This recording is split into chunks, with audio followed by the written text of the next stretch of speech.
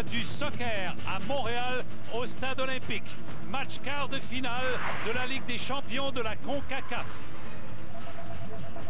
Voici l'équipe du Mexique, l'équipe favorite pour gagner cette quart de finale qui fait son entrée au Stade olympique. Et sa grande vedette à la gauche de l'écran, que vous apercevez présentement. Alors, Carlos Quintero sur la gauche, accompagné de Christian Benitez, un duo d'impact. Et voilà Patrick Leduc et ses camarades de travail de l'Impact de Montréal, l'équipe Cendrillon.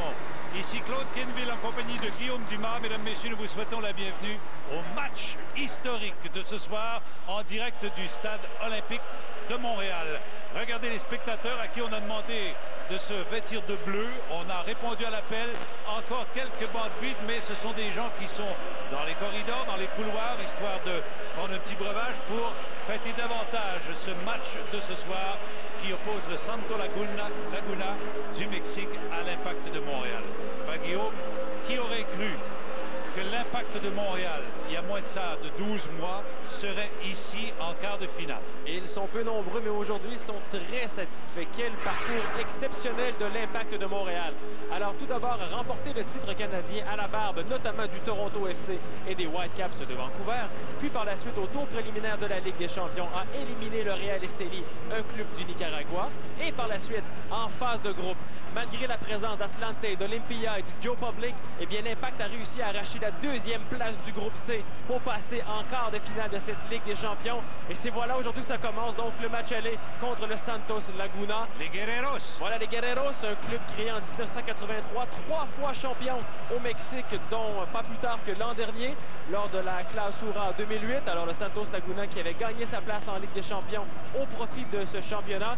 Alors, toute une puissance du Mexique. Alors, bien entendu, quelques autres matchs dans ces quarts de finale. Oui, Atlante-Houston. Et hier à Houston, il y avait seulement 5000 personnes. Mettez ça dans votre pipe ici. Il y en a dans le stade au moins 50 000. Il y a le CD Marathon contre Porto Rico et le Puma Unam contre le Cruz Azul. Alors, un dernier duel qui sera à surveiller, notamment puisqu'il oppose deux grandes équipes mexicaines encore une fois. D'ailleurs, la moitié des quarts de finale sont composés d'équipes de ce championnat. Eh bien, on sait que l'équipe du Mexique est favorite pour gagner ce match quart de finale, aller-retour. Et voici comment M. John Lemniatis en pense et en parle. C'est certain qu'ils sont les favoris, sur papier, mais on sait bien que le match ne s'est pas joué sur papier. Alors, on est des hommes comme les autres, il faut batailler, il faut faire tout pour avoir un résultat. On va être patient vers la défense, puis au moment qu'on gagne le ballon, il faut être explosif vers l'avant et efficace vers l'avant, parce que je ne pense pas qu'on va avoir beaucoup des opportunités, parce qu'ils aiment garder le ballon. Mais on sait ça bien, on s'est préparé pour ça, c'est maintenant à le faire. Le mot d'ordre est patience et on s'en reparle dans un moment, tout de suite après la pause. Le début du match, mesdames, messieurs, restez là.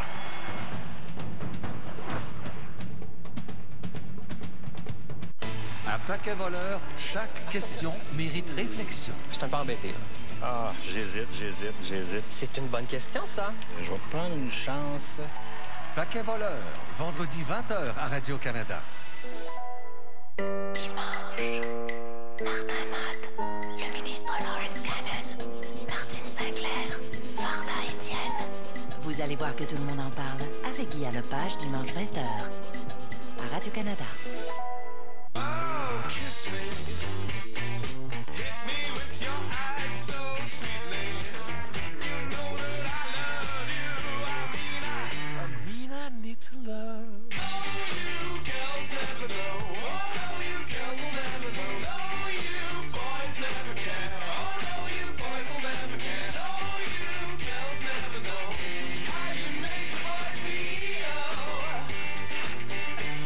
To get to know you.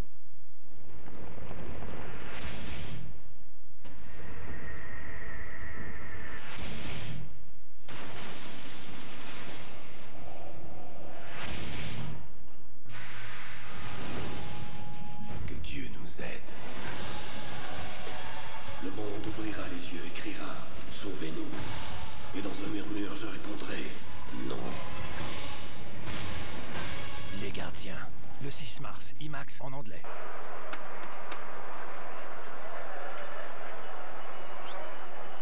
Mesdames, Messieurs, veuillez accueillir l'Impact de Montréal.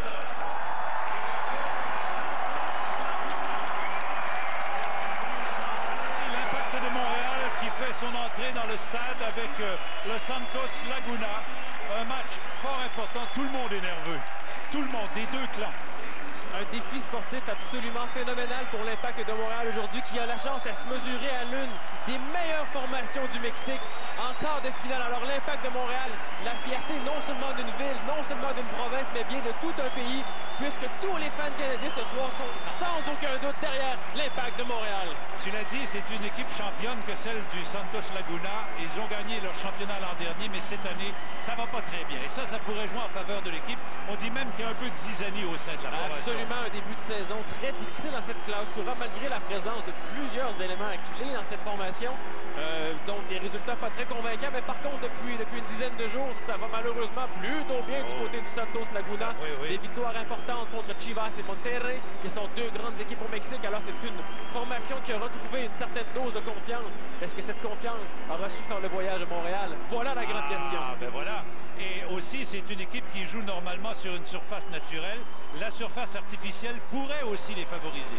Sans aucun doute, étant donné que c'est une surface extrêmement rapide et qui, évidemment, ne créera pas de faux bons. Le Santos Laguna adore garder la possession du ballon, joue très très court avec de nombreuses passes, on multiplie les passes. Alors pour une équipe aussi technique que celle-là, ça pourrait être un avantage, mais de l'autre côté, comme la surface est si rapide, est-ce qu'on saura bien synchroniser les courses? Est-ce qu'on saura bien synchroniser le jeu?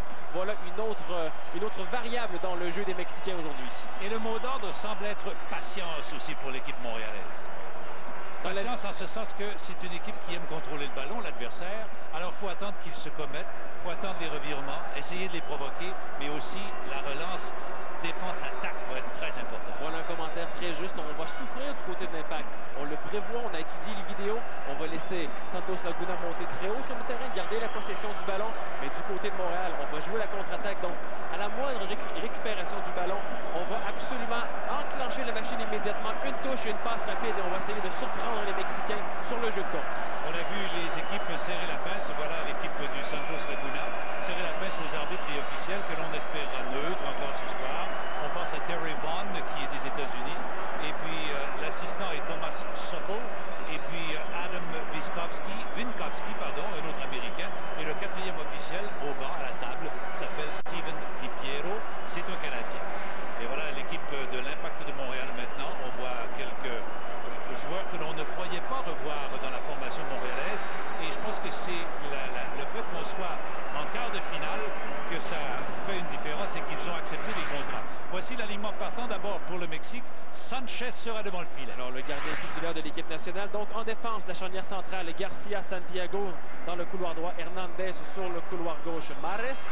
En milieu de terrain, donc dans l'axe, Toledo et Rodriguez. Sur les côtés, Torres et Torres. Gregorio et Francesco. Et devant, oh, quelle paire d'attaquants. Oh. Mathias Vuoso et Christian Benitez.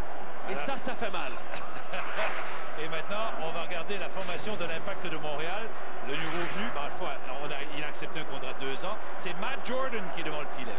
Et devant lui, pour lui donner un coup de main, Joqueviel et Pizzolito comme défenseur central dans les couloirs, Di Lorenzo. Et Braz, en milieu de terrain, Testo et Grande de qui on attend beaucoup aujourd'hui sur les flancs, Judson et Placentino. Et devant Roberto Brown et le grand revenant, Eduardo Sebrango. Oui, c'est vrai qu'il revient et lui, puis il y en a un nouveau venu aussi qui est réserviste ce soir. On pense à deux roues. Voilà les arbitres du match. Terry Vaughn avec Thomas Supple et Adam Vinkowski qui sont américains. Et on l'a dit tout à l'heure, le quatrième officiel, celui qui est à la table pour les substitutions est canadien. Rappelons son nom, Steven DiPiero. Alors, nous vous souhaitons, mesdames, messieurs, un bon match en notre compagnie. Voici l'entraîneur-chef John Lemniatis qui me disait être très nerveux. Mais il dit c'est une belle et saine nervosité parce que si on ne l'était pas, on n'aurait pas d'affaire ici. Et ce serait étrange après tant de préparation, après 4 mois d'attente depuis le dernier match, c'est-à-dire en phase de groupe contre Atlantic, c'était soldé par une défaite de 2-1. Et bien voilà l'Impact qui reprend le collier ce soir et pour une très grande occasion, la plus grande de toutes les occasions. On a vu que ce sont deux philosophies complètement différentes lors de la séance d'échauffement. Tu l'as vu dans les entraînements cette semaine aussi. L'Impact joue, prépare des plans de jeu pendant les séances d'entraînement. On mettait l'accent sur le physique ici. Voilà, c'est le début du match. Et on mettait l'accent sur le physique ici, alors que de l'autre côté, on s'échange des ballons. Absolument, on touchait beaucoup de ballons. Donc tout ce jeu technique mexicain, on s'est vraiment décrassé avant tout. Et par la suite, on a vraiment pratiqué la technique, le contrôle, alors que l'Impact, lui, a surtout misé sur les phases arrêtées, sur les ballons arrêtés, corner, coup franc, autant à la défense qu'à l'offensive. Évidemment que ces phases avec ballons arrêtés seront très importantes aujourd'hui. Alors, on vient de voir beaucoup d'échanges avec des ballons dans les airs. On ramène le ballon au sol et c'est reparti mon kiki. On tente la longue passe du côté gauche. C'est Braz qui a eu une première tête et c'est lui qui reprend le ballon et choisit de remettre à son gardien Matt Jordan, qui ne pouvait le reprendre avec la main parce que ça avait été remis par son coéquipier. On est sur les talons, nous aussi. Ah, il le faut. Il le faut. Tout comme la foule. Notre duo de joyeux commentateurs sont sur les talons eux aussi. Est-ce que ce qui était surprenant, parce qu'on a été sur le qui-vive longtemps jusqu'à hier, avant que le CIO ne donne son approbation et dise bon, ça y est, vous avez le droit maintenant de jouer le match à cause des conditions météorologiques. Imaginez ce que ça aurait été si jamais vous avez dit non, pas question, vous allez jouer le match ailleurs. La catastrophe, tout simplement. Oui. Il fallait absolument jouer aujourd'hui. Tout le monde était prêt, surtout pour les nombreux spectateurs qui ont parcouru de longues distances pour venir au stade olympique. Il fallait absolument tenir ce match. Et heureusement que Dame Nature s'est mise à la partie et a contribué. Voici Di Lorenzo, la passe ici. Et là, il a été complètement contré. Il n'a pu même Placentino toucher au ballon convenablement. Alors c'est le défenseur central Johnny Garcia là, qui est venu anéantir les espoirs de Placentino. Et la charnière centrale Garcia Santiago sera très efficace aujourd'hui. On peut s'attendre à ce que l'Impact de Montréal ne tente non pas d'y aller par la voie aérienne, mais bien par la voie du sol, avec Jurtson qui joue sur le côté droit et Placentino sur le côté gauche et qui viendront repiquer régulièrement au centre et surtout permuter de position. La Grande en difficulté choisit de remettre encore une fois au gardien Matt Jordan. Jordan replace le ballon. Et devant lui, il y a le redoutable Benitez. Attendez de voir si vous pouvez voir sa tignasse. Il a une île de cheveux sur le coco, mais derrière, il a gardé des cheveux pour marquer son numéro 11. Pas besoin de maillot pour le reconnaître. Non. Christian Benitez, international équatorien, qui a joué un match lors de la dernière Coupe du Monde en 2006. Joueur par excellence du championnat mexicain à la Clausura 2008. Alors vraiment un type redoutable, mais qui revenait d'une fracture au péroné avant de se reblesser au début de février avec une luxation de l'épaule. Alors un joueur fragilisé, j'ai bien l'impression que Nevio Pizzolito est au courant. Bon, attention, là, ici, on vient de voir que Torres a fait une belle percée, mais on a bien joué le ballon du côté de l'Impact. Donc pas de faute et excellente phase de récupération. Voilà ce qu'il faut faire dans le camp de l'Impact. Ne pas laisser Santos Laguna trop garder le ballon. Dédoublement raté ici sur le côté gauche. C'est Hernandez qui tente de relancer l'attaque. Ça a été arrêté et voilà que Testo a pu reprendre. Braz. La Grande. On est plus loin aussi sur l'extrême droite. Est-ce qu'on va essayer le centre? Oui, c'est fait. Dans le filet maintenant, mais le temps qu'il y a eu un contre, il l'a marqué. Et on signale le premier coup de pied de poing de cette rencontre. Et quel excellent travail de Joey Jurtson sur le côté droit. Par son dribble, s'est remis sur son pied gauche. Lui qui frappe aussi bien du droit que du gauche, a placé le ballon en plein milieu de la surface de réparation, a amené énormément de danger. On a été forcé du côté de Santos Laguna de placer le ballon derrière la ligne de but et de concéder le premier coup de pied de poing. Les joueurs montréalais sont plus grands physiquement que les Mexicains et plus costauds. Est-ce que ça peut aider devant le but? Tactique assez surprenante. Jurtson a passé à Di Lorenzo, qui est venu s'offrir en cible rapidement, a centré le ballon, mais ça manquait un peu de précision. Il faut faire gaffe à la contre-attaque. Oui, Benitez ici a été vite rejoint, on l'a bien talonné et ça fait foirer un peu les plans du Santos Laguna.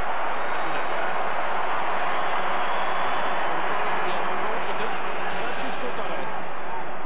On va voir ce qui s'est passé. Voilà, attaque par derrière sur Jokeviel. Bien sûr, dès que c'est par derrière, généralement c'est fautif. Oh, une occasion pour Grandi, ballon qui se tient à la passe. Wow! Incroyable!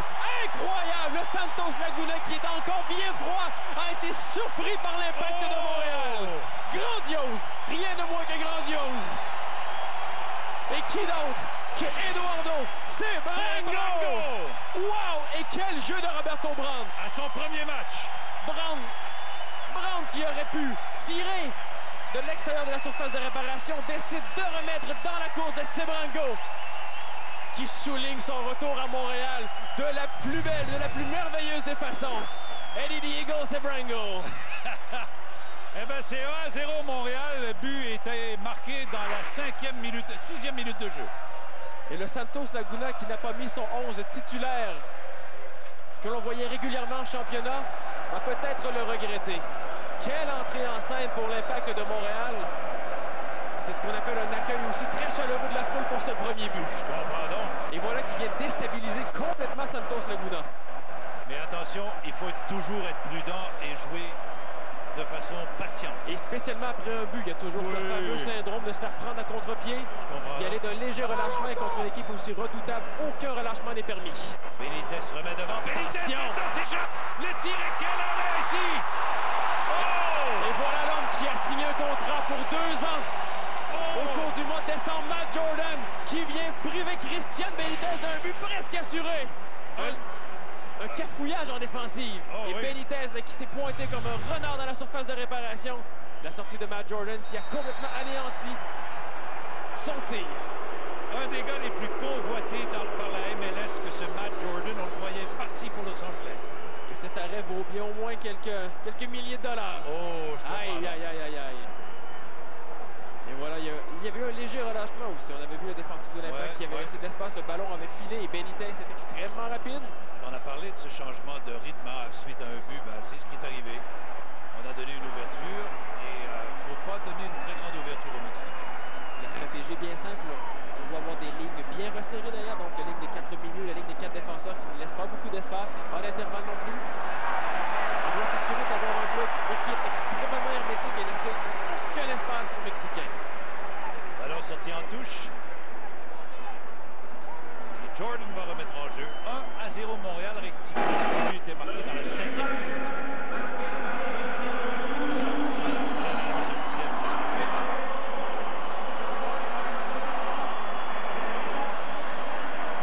Et ce Sanchez, le gardien de but, mettons les pendules à l'heure, on dit qu'il a joué en Coupe du Monde. Absolument. Il a été titulaire en 2006 en Coupe du Monde, mais a participé à 3 Coupes du Monde comme gardien substitut. Alors, a vraiment été titulaire, vraiment été impliqué dans chacun des matchs en 2006 pour les 4 matchs disputés par la sélection mexicaine. Et à voir sa forme des derniers matchs, il a été absolument spectaculaire. Dimanche dernier contre la formation de Monterrey, a réussi plusieurs arrêts clés. Alors, de voir Sebrango marquer un but aussi rapidement, c'est tout un coup de génie. Et d'ailleurs, ils ont un petit pas d'avance sur l'Impact de Montréal, en ce sens que leur saison est déjà commencée, eux. Voilà, donc, qui ont terminé l'Apertura, donc le championnat d'ouverture au mois de décembre, après un léger congé d'1 mois, ont repris le collier. Attention, attaque, un tir de loin, beaucoup trop haut cependant, qui tombera chez les Ultras, ou presque. Alors, la frappe de Mathias Buoso, l'Argentin qui a pris la nationalité mexicaine et qui fait une partie, lui aussi, de l'équipe nationale, a peut-être voulu saluer à sa façon les Ultras qui sont tout juste derrière le but de Matt Jordan. Et nombreux, hein? Oh que si. Là, l'entraîneur-chef Daniel Guzman de l'équipe mexicaine. Qui, lorsqu'interrogé hier, peu avant l'entraînement de Santos Laguna, me semblait que très peu en connaître au sujet de l'Impact. Ah oui, hein? On peut s'imaginer qu'il a écouté plus de films que de matchs de l'Impact au cours des derniers mois. Beau contre ici, travail de récupération. Alors voilà, on suit absolument le plan de match à la lettre. On laisse venir Santos Laguna et on intervient lorsque le danger s'approche un peu trop de la zone de finition, c'est-à-dire les 30-35 derniers mètres. Voici Garcia. Il semble se promener un peu partout, lui, sur sa ligne défensive. Hein? Du centre vers le flanc droit, considérablement. Attention, au long ballon, attention! Benitez, le tireur! Comment pouvait-il rater une cible pareille? Et bien là, on vient de comprendre la menace qu'est Christian Benitez. Alors que ce soit pour Jocobien ou Pizzolito, il faudra vraiment commencer à le marquer de façon individuelle et laisser tomber ce zone et vraiment apporter une attention extrêmement particulière à l'attaquant équatorien qui, voyez, contrôle de balle du pied droit, se remet sur le pied gauche et il va d'un boulet de canon qui passe tout près de la cage de Matt Jordan. C'est 2 fois qu'il s'échappe de lui. On l'oublie. Son débordement sur le côté gauche. C'est un tir qui devient assez haut. Heureusement, il y a eu un beau jeu défensif devant le filet. Parce que sinon, il y avait un choix, une option. C'est le volontaire à gauche, Esparmares qui est venu donner un coup de main surface de réparation, Jurtsen, qui était fin prêt pour une frappe à la volée. Voici Grande. C'est complètement coupé les cheveux. Il a la tête comme la toile du stade. C'est-à-dire sans la bouche. Voilà. Exactement. Testo en repli. C'est pour Braz. Braz plus loin. Bon ballon pour Samuel. C'est un peu qui a pu marquer le seul but du match jusqu'ici. Dans la 5e minute de jeu. Dès la récupération du ballon dans cette course Laguna, on voit les joueurs de l'Impact qui retrouvent leur position. On reforme la ligne défensive, on reforme la ligne des milieux de terrain. On doit absolument resserrer pour ne donner aucune chance à l'adversaire. Guillaume, est-ce qu'on relance bien l'attaque chez l'Impact? Est-ce que c'est ce que voulait, comme le voulait Lobniadis? C'est un bon exemple, Claude, parce que justement ici, David Testo a beaucoup trop contrôlé le ballon au lieu de relancer rapidement et espérer obtenir un contre. Il aurait fallu une touche de balle, puis on relance. On a décidé de conserver et ultimement, on risque de perdre le ballon dans ces situations, surtout face à la qualité de récupération des Laguneros. Ici, c'est Pizzolito. Maintenant, ballon perdu. On s'arrête sur la ligne de côté. On tente une passe qui a été touchée au passage. Donc, quasi-interception. Remise en retrait à Jordan qui tente de relancer l'attaque des siens, mais ça manquait de précision aussi, mais et d'organisation à la fois. Alors l'impact qui fait très bien lorsque l'adversaire est en possession. On reste bien campé sur sa position. Et c'est quand eux possèdent le ballon que ça semble plus difficile, non? Absolument. Et c'est un peu la stratégie d'avant-match. On savait très bien que l'Impact n'a pas la qualité technique pour rivaliser en termes de possession face à Santos Laguna. Alors donc, dès qu'on a le ballon, on doit absolument se projeter vers l'avant, ne pas perdre trop de temps. Exact. Mais heureusement, lorsque l'adversaire est en possession, on y va d'un excellent travail de récupération, du moins jusqu'ici. Attention, on se place devant le but, là. Et heureusement, on a bien réagi chez les joueurs de l'Impact en défensive. Vous voyez la proximité des lignes de milieu, des lignes de défenseurs. Ouais. On veut absolument concéder aucun centimètre sur la pelouse synthétique. Testo. Passe qui reviendra vers Braz. Braz laisse filer le ballon vers Jordan qui le lui retourne. Devant Benitez. Très peu de pression de la part des adversaires. Hein? On joue très haut, mais tout le monde est bien éparpillé sur le terrain. Il y a toujours des possibilités de passe, de long jeu ou de jeu court. Et c'est vraiment la philosophie mexicaine qu'on a vue avec les équipes qui sont venues avant ici dans les matchs précédents de ce tournoi. La courte passe, très rapide. Et cette fois-ci, c'est plus vrai que jamais, étant donné qu'on a sur le terrain une formation d'une grande qualité. Championne. Et si le score reste de 1-0 à la mi-temps, je vous prédis quelques changements plutôt radicaux. On a droit à 3. Absolument.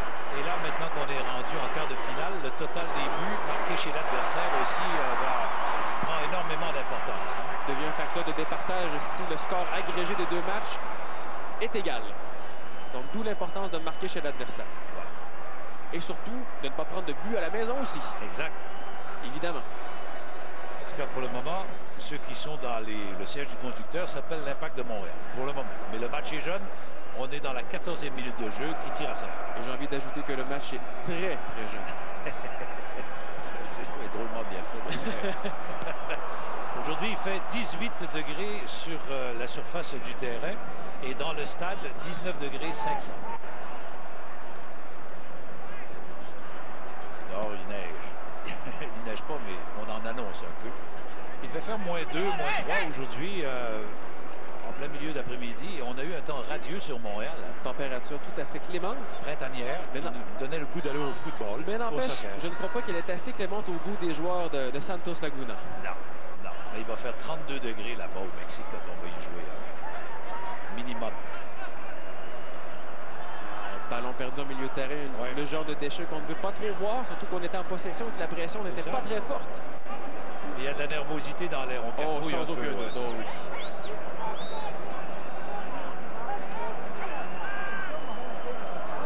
Belle.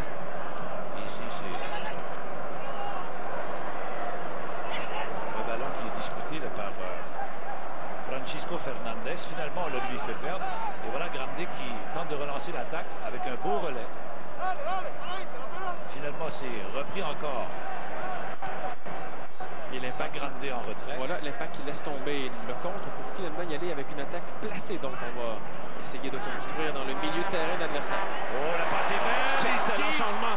Rocco Placentino tente de remettre devant le tiro qui a été bien contré la dernière fraction de seconde. Une excellente intervention dans la surface de réparation pour priver Brown d'un très beau ballon. C'est venu proche, en tout cas. Placentino qui a fait preuve d'une très belle patience. Oui. Généralement, lui s'impatiente rapidement et tire plus souvent qu'autrement. Il tire à vue généralement, mais cette fois-ci, a bien réfléchi. Il a vu Brown qui était légèrement en retrait dans la surface. Ballon qui sort, en touche. Et on va revoir ce jeu-là qui... Un long ballon en profondeur sur l'aile gauche. Placentino qui contrôle, étudie ses options et voit Brown qui était libéré. Mais l'excellent Santiago est venu et est intervenu tout juste à temps. Oh oui. Dernière fraction de seconde. Le pied arrivait sur le ballon lorsque lui a été est apparu. Santiago qui est très brouillon avec le ballon au pied, mais quand vient le temps de défendre, de dégager et spécialement de la tête, il est un artiste par la voie des airs. Il est à surveiller. C'est Hernandez, ou plutôt Torres, Francisco de son prénom. Ils sont deux Torres. Aux deux extrémités. L'autre s'appelle Gregorio, il porte le numéro 6. Voilà, sur le côté gauche du terrain. Ouais. Ici, là, on va chercher encore Benitez, qui est toujours bien démarqué, puis on ne lui accorde pas trop de surveillance pour le moment. Attention!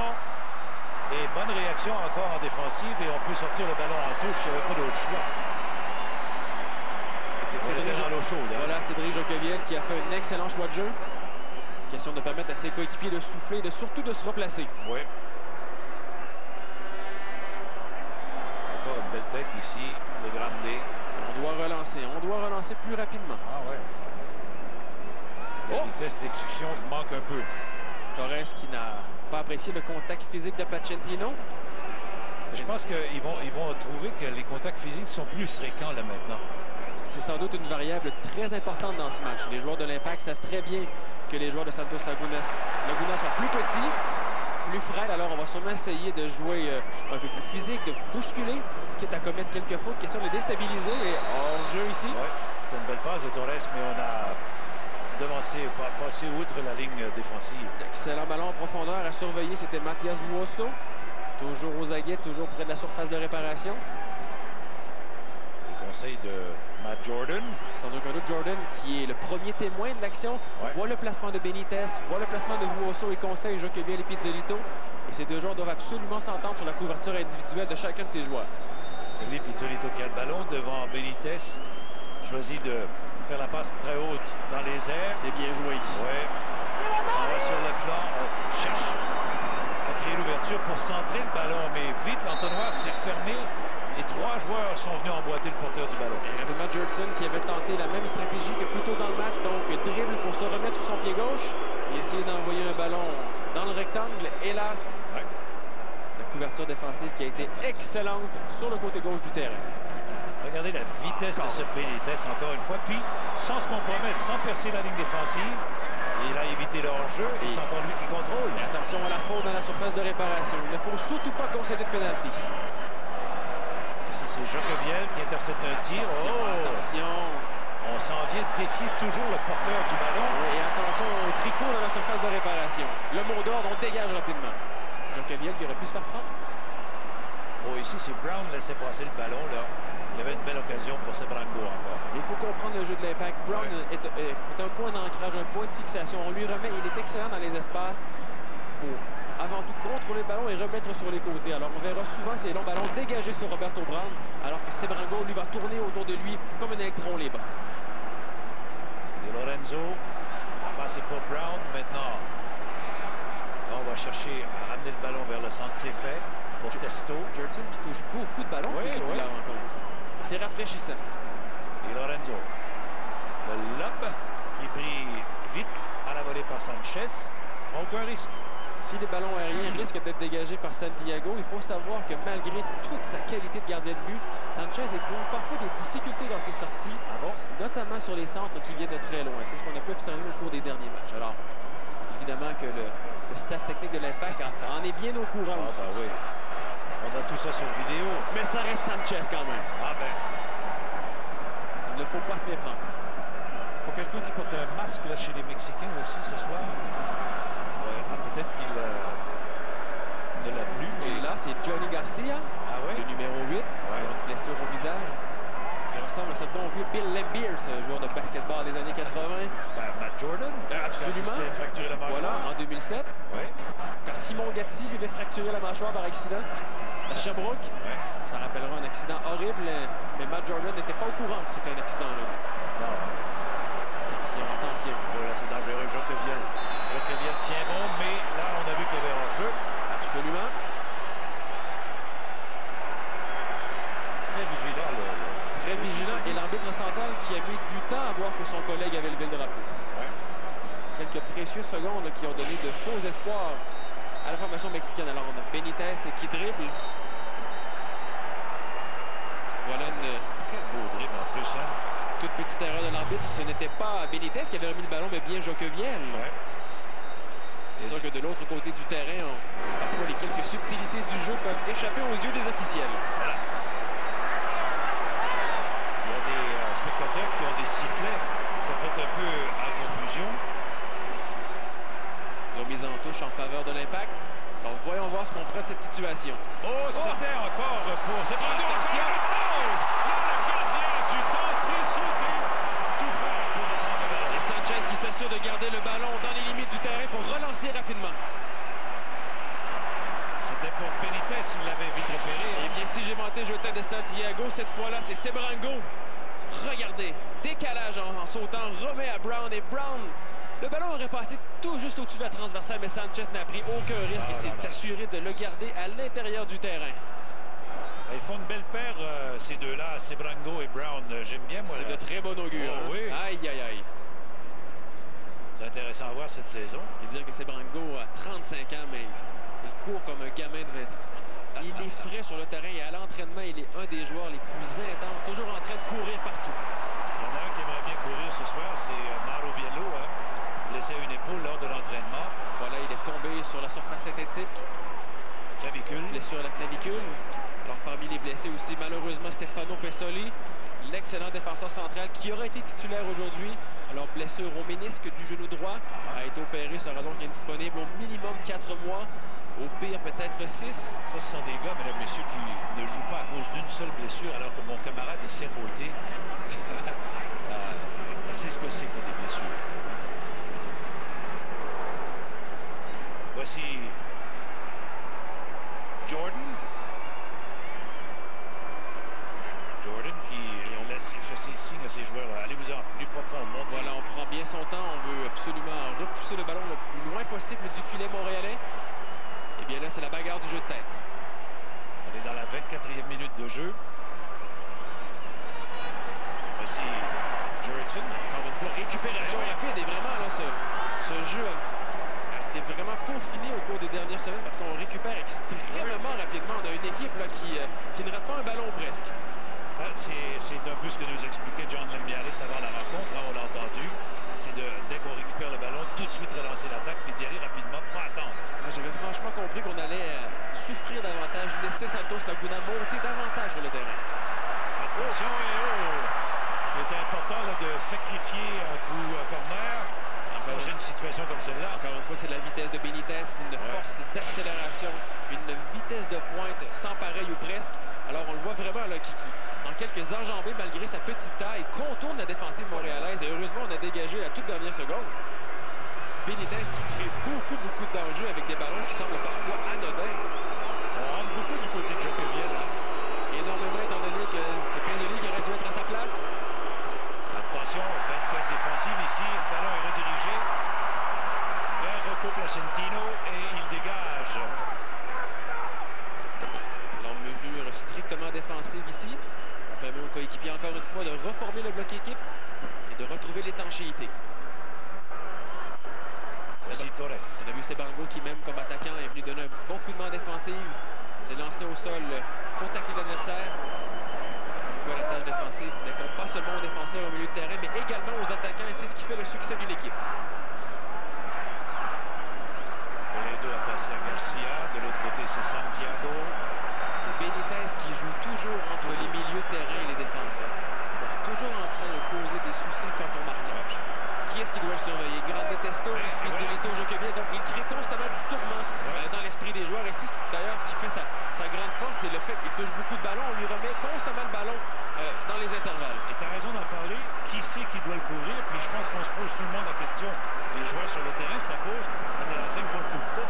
Parce que surtout, si on marque Benitez, il reste Vuoso, qui est tout aussi excellent ou presque. Alors, franchement, cette paire d'attaquants cause vraiment de sérieux soucis. Il faudra tenir le coup encore et encore, puisqu'il reste de longues minutes. Grande qui passe du côté de Crescentino. Crescentino, il va de là bien courbé, mais là, la courbe a été bien calculée par Sanchez. Sanchez qui sort du 6 mètres pour aller chercher le ballon de Placentino. Placentino, si on a vanté sa patience un peu plus tôt dans le match, aurait peut-être parfois intérêt à accélérer son jeu aussi, cette fois-ci, pour essayer de surprendre la défense adverse. On appelle cette équipe les Guerreros, mais les joueurs ont des surnoms aussi. Oh, certainement. Milieu de terrain de 58 notamment. Comme Pablo Rodriguez, qu'on surnomme El Chato. Ce que l'on pourrait traduire par le pitbull, par le chien de garde. Alors vous comprendrez que... Il y en a un qui s'appelle la Hachette aussi. Alors Daniel Oduelia qui est sur le banc des remplaçants. Osvaldo Sanchez, lui, c'est l'araignée aztèque. Imaginez. Mathias Vuoso, numéro 30. El Toro, bien sûr, El Toro. Et c'est reparti. Attention, Brown. Et le ballon est sorti en touche. On se fait pas de quartier entre Brown et Hernandez. Hein? Et l'entraîneur Guzman hier a dit un peu avant l'entraînement qu'il avait notamment remarqué un joueur de l'Impact. Il ne se rappelait plus son nom ni son numéro, mais c'était bien Roberto Brown. Par la description des actions du joueur, par son intensité, par sa puissance physique, il faisait nul doute référence à Roberto Brown. On va remettre en touche. Di Lorenzo hésite. Finalement, on lui retourne le ballon. Il a remis à Sebarango, l'auteur du but jusqu'ici. La Grande qui en repli fait un relais que... Attention à la communication. On a vu une légère hésitation entre Pizzuelito et Di Lorenzo, malgré le geste bien évident de Di Lorenzo qu'il voulait conserver ce ballon. Il y a eu de la confusion. Di Lorenzo qu'on voit encore une fois au poste de latéral gauche. L'arrivée de Steven Deroux avec l'Impact de Montréal au cours de la saison morte a fait croire qu'il retrouverait son poste en milieu de terrain. Et au fil des dernières semaines, l'insistance un peu trop offensive de Deroux a forcé le Miatis à laisser Di Lorenzo derrière à gauche. Vous n'aviez pas suggéré à Miatis ici même en ondes ici à Radio-Canada d'aller le chercher sur Steven Deroux. Il avait fait un match absolument exceptionnel lors de la visite du Thunder du Minnesota au début du mois de septembre dernier. Avait notamment marqué un but avec un coup de canon. Attention à la frappe. Oh, trop haute. Mais c'était bien préparé encore, bien orchestré. L'Impact qui surprend énormément, se tire très bien d'affaire. Le Santos Laguna qui n'a pas encore trouvé ses repères dans le stade olympique, clairement, qui n'a pas montré son plus beau jour, alors que du côté de l'Impact de Montréal, on connaît très bien les tâches à faire, on connaît très bien les défis, on récupère très bien le ballon au milieu de terrain et on relance. Alors c'est vraiment ce que l'entraîneur avait prévu, planifié, c'est comme ça que ça se passe. J'avoue être surpris considérablement.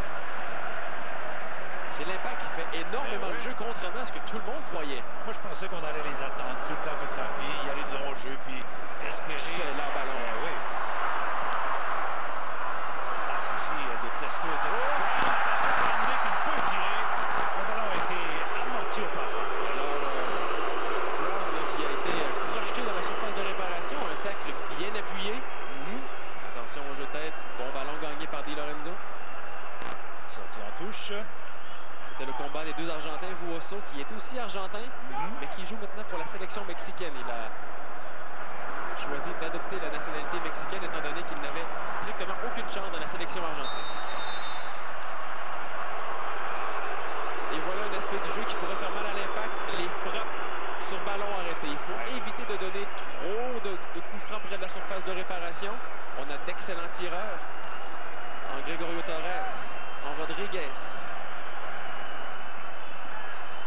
Ici, c'est Gregorio Torres, le numéro 6. Voilà, la patte gauche du milieu de terrain. Il change de côté pour y aller d'un ballon rentrant. Attention, ça va chauffer dans le rectangle. Oh oui, bien calculé. Énormément de précision. C'était l'enseigne que l'arbitre est tombé sur le derrière. Au grand ravissement de la foule. Hein? Ah oui. Il n'y a pas un arbitre qui va avoir la faveur du public. Quel boulot ingrat, mais ô combien essentiel. Ah oui. Vuoso, belle impulsion, mais mal calculé dans les deux clans. Voici Grande, qui porte le numéro de Gabriel Gervais, qui a pris sa retraite. Grande qui portait le 14 la saison dernière, a choisi le 8. Ouf. Voici Di Lorenzo. Contrôle un peu trop fuyant, hélas, voilà. Di Lorenzo là, qui a complètement raté son contrôle. Court après son ballon. Francesco Torres là, qui joue très près de Di Lorenzo. Là. Ces deux joueurs-là là, qui se frottent régulièrement depuis le début de la rencontre. On a déjà vu quelques gestes d'impatience un peu plus tôt de Francesco Torres. Ouais, c'est le style de jeu que préconise Di Lorenzo, puis ça lui rapporte. Di Lorenzo qui est un joueur très engagé. Oui. Et ne rechigne pas à y aller d'un tacle de temps en temps, même s'il est avant tout un joueur extrêmement créatif, un joueur de talent. Il est capable aussi de montrer les crocs.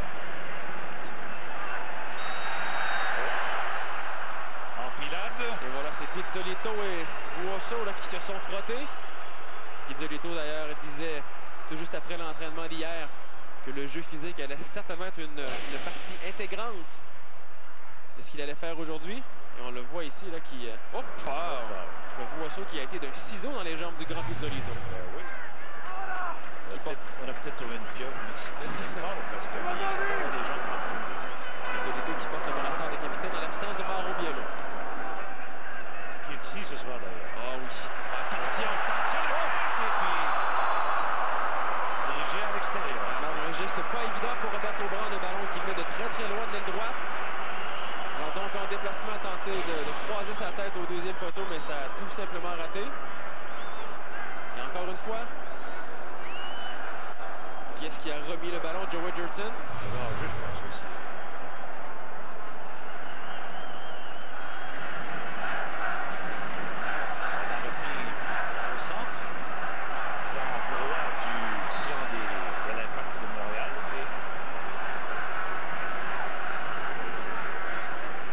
Souvent la limite du hors-jeu, mais ça finira bien par être payant. Donc, essayer de trouver tous les espaces libres. Ici, il réussit à bien connecter avec Jerton. Mine de rien, les secondes, c'est cool, mais on va les regagner à la fin de la demi. On est à la 33e minute de jeu. Il tire à sa fin. C'est 1-0 pour l'Impact contre le Santos Laguna. Il y a quand même peu de fautes qui ont été commises. Seulement 6 sur l'ensemble du match. 4 contre l'Impact et 2 contre le Santos Laguna. Match qui se déroule plutôt bien, du jeu assez fluide,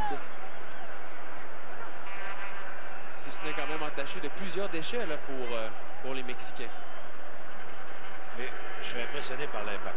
Franchement, il les voir s'approcher si souvent du but, d'attaquer. Les occasions ont été beaucoup plus nombreuses qu'anticipées. J'aurais cru que ça aurait pris beaucoup plus de temps que ça avant qu'on les voit attaquer. On voit vraiment tous les joueurs s'amener du côté du ballon dans le terrain. Et voilà, on récupère toujours très rapidement. On se plaint de faute du côté de Santos Laguna. Mais on joue le ballon du côté de l'Impact de Montréal. On joue toujours à la limite de la légalité. On passe de Jordan. Et ici, c'est un ballon qui est récupéré avec la tête par le Santos Laguna. Anthony Hernandez qui réussit à conserver le ballon et surtout à le garder à l'intérieur des lignes de touche. Et de vite repérer quelqu'un qui passait. Voilà, on change d'aile et on repart de l'autre côté. C'est d'ailleurs une grande force de cette équipe. Le changement d'aile, la percussion. Torres, de l'autre côté, a bien travaillé. Là, encore une fois, là, on cherche à percer la défensive, légalement, bien sûr. Et là, c'est une intervention de Jokeviel ici. Mais l'arbitre avait sifflé une faute sur la dernière action. Il t'a fait rire, Jokeviel, ce soir. Beaucoup de travail. Un joueur qui semble frêle, mais qui possède des qualités athlétiques assez exceptionnelles. Un joueur qui commet peut-être un peu trop d'erreurs sur l'ensemble d'un match, mais qui en récupère plusieurs d'entre elles grâce à ses grandes qualités, notamment sa vitesse. C'est pratiquement un sprinter. Il est extrêmement rapide. Et c'est d'ailleurs lui qui s'occupe d'une bonne partie de la couverture individuelle, puisqu'il est très rapide et il peut donc lutter à armes pas égales, mais presque avec Benitez et Vuoso.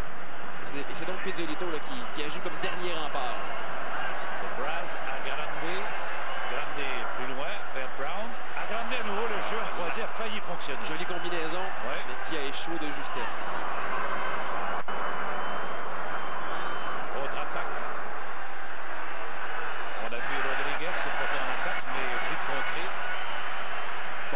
de sable du côté de Braz.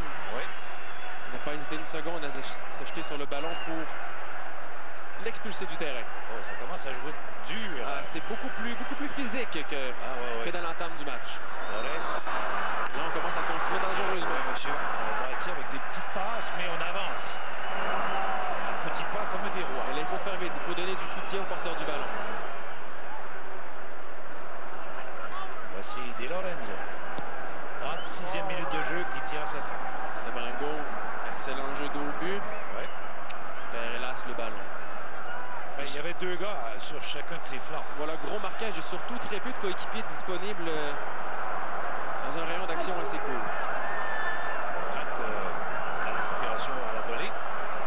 Mais le ballon appartient néanmoins à l'Impact.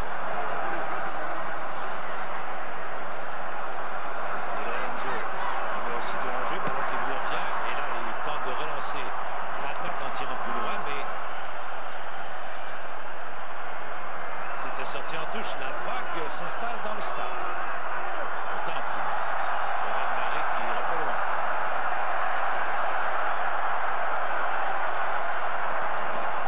Le jeu de passe là, Oh, attention, Benitez. qui gagne énormément en qualité là, du côté des Mexicains, mais excellent tacle. Oh, wow. Un jeu défensif remarquable. Et là, personne pour avertir le coéquipier lorsqu'un joueur s'amène derrière lui. Voilà une très mauvaise séquence. Mais avec autant de bruit dans le stade, la communication se fait mal. Mais il faut se regarder, il faut aussi trouver une façon de pouvoir communiquer à son coéquipier que justement l'adversaire s'en vient dans son dos, qu'il vient anéantir la phase de contre-attaque, qu'il vient lui chipper le ballon. Il faut trouver toutes sortes de repères de toutes les façons inimaginables.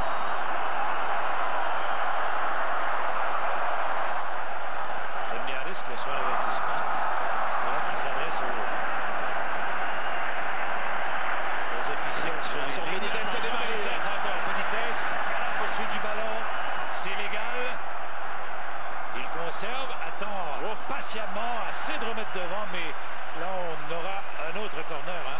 Et là, on a bien vu le contact visuel entre le porteur du ballon et Benitez. Et dès que le contact s'est fait, ce dernier a démarré comme un lapin, a vraiment gagné en vitesse sur son adversaire, a réussi à toucher ce ballon pour ensuite essayer de le centrer. Alors, Benitez crée du danger constamment. Encore une tête devant le but, mais par-dessus le filet. Alors, encore une fois, on visait la tête de Mathias Vuoso. Lui qui cherche encore à marquer son premier but cette saison en championnat mexicain. Il est affamé, sans aucun doute. Il en veut des buts. Il tente d'en marquer, en tout cas. Voilà, touché le ballon un peu trop sous ce dernier. Le ballon qui est parti en orbite. Écoutez la foule. Et la foule qui chante le fameux olé, olé, olé. Alors, fan de hockey, lorsque vous l'entendez au Centre Bell, sachez que ce chant vient du football. Exactement. Et je pense que ça commence par de la musique préenregistrée au Centre Bell. Ici, il n'y a pas de musique enregistrée. Ce sont les vrais fans qui entonnent ce olé, olé, olé. Encourage l'Impact de Montréal qui fait jusqu'ici une très, très bonne première demi. Oui.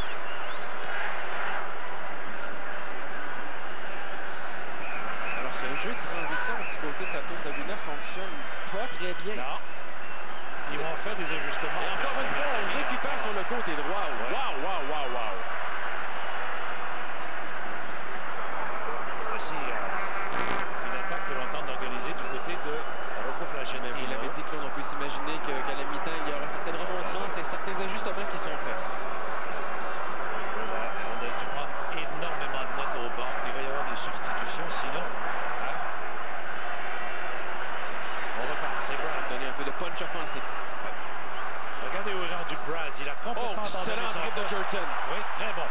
Son tir beaucoup trop puissant et trop haut, cependant. Et là, vous avez noté l'excellent travail de Braz. Braz qui vraiment décolle sur le côté droit, fait un appel de balle. Le défenseur qui le suit ouvre donc un espace à Jolson qui, d'un dribble, a complètement fixé son adversaire, l'a contourné, l'a crocheté pour ensuite essayer de placer une frappe du pied gauche. Alors, vraiment un bel exemple de dédoublement sur le côté droit. Et Jolson qui, encore une fois, étale ses qualités techniques. Sans doute le meilleur joueur de l'Impact à chapitre. Ici, c'est Testo qui a remis l'oie chez l'adversaire, à telle enseigne que c'est recouvré par le gardien Sanchez. Voilà son dégagement. Sanchez. Benitez s'appuiera pas. Voilà, Sanchez qui d'habitude relance souvent la main. Question de remettre un jeu tout en construction et dégage plus souvent qu'autrement du pied ce soir. Oh, attention, attention. C'est dangereux. Souvent, lorsqu'on est près de la ligne... près de la surface de réparation, près du 18 mètres comme ça. Encore une fois, un excellent changement d'aile pour Roberto Brown. Brown sur le flanc gauche. Il était malheureusement au jeu.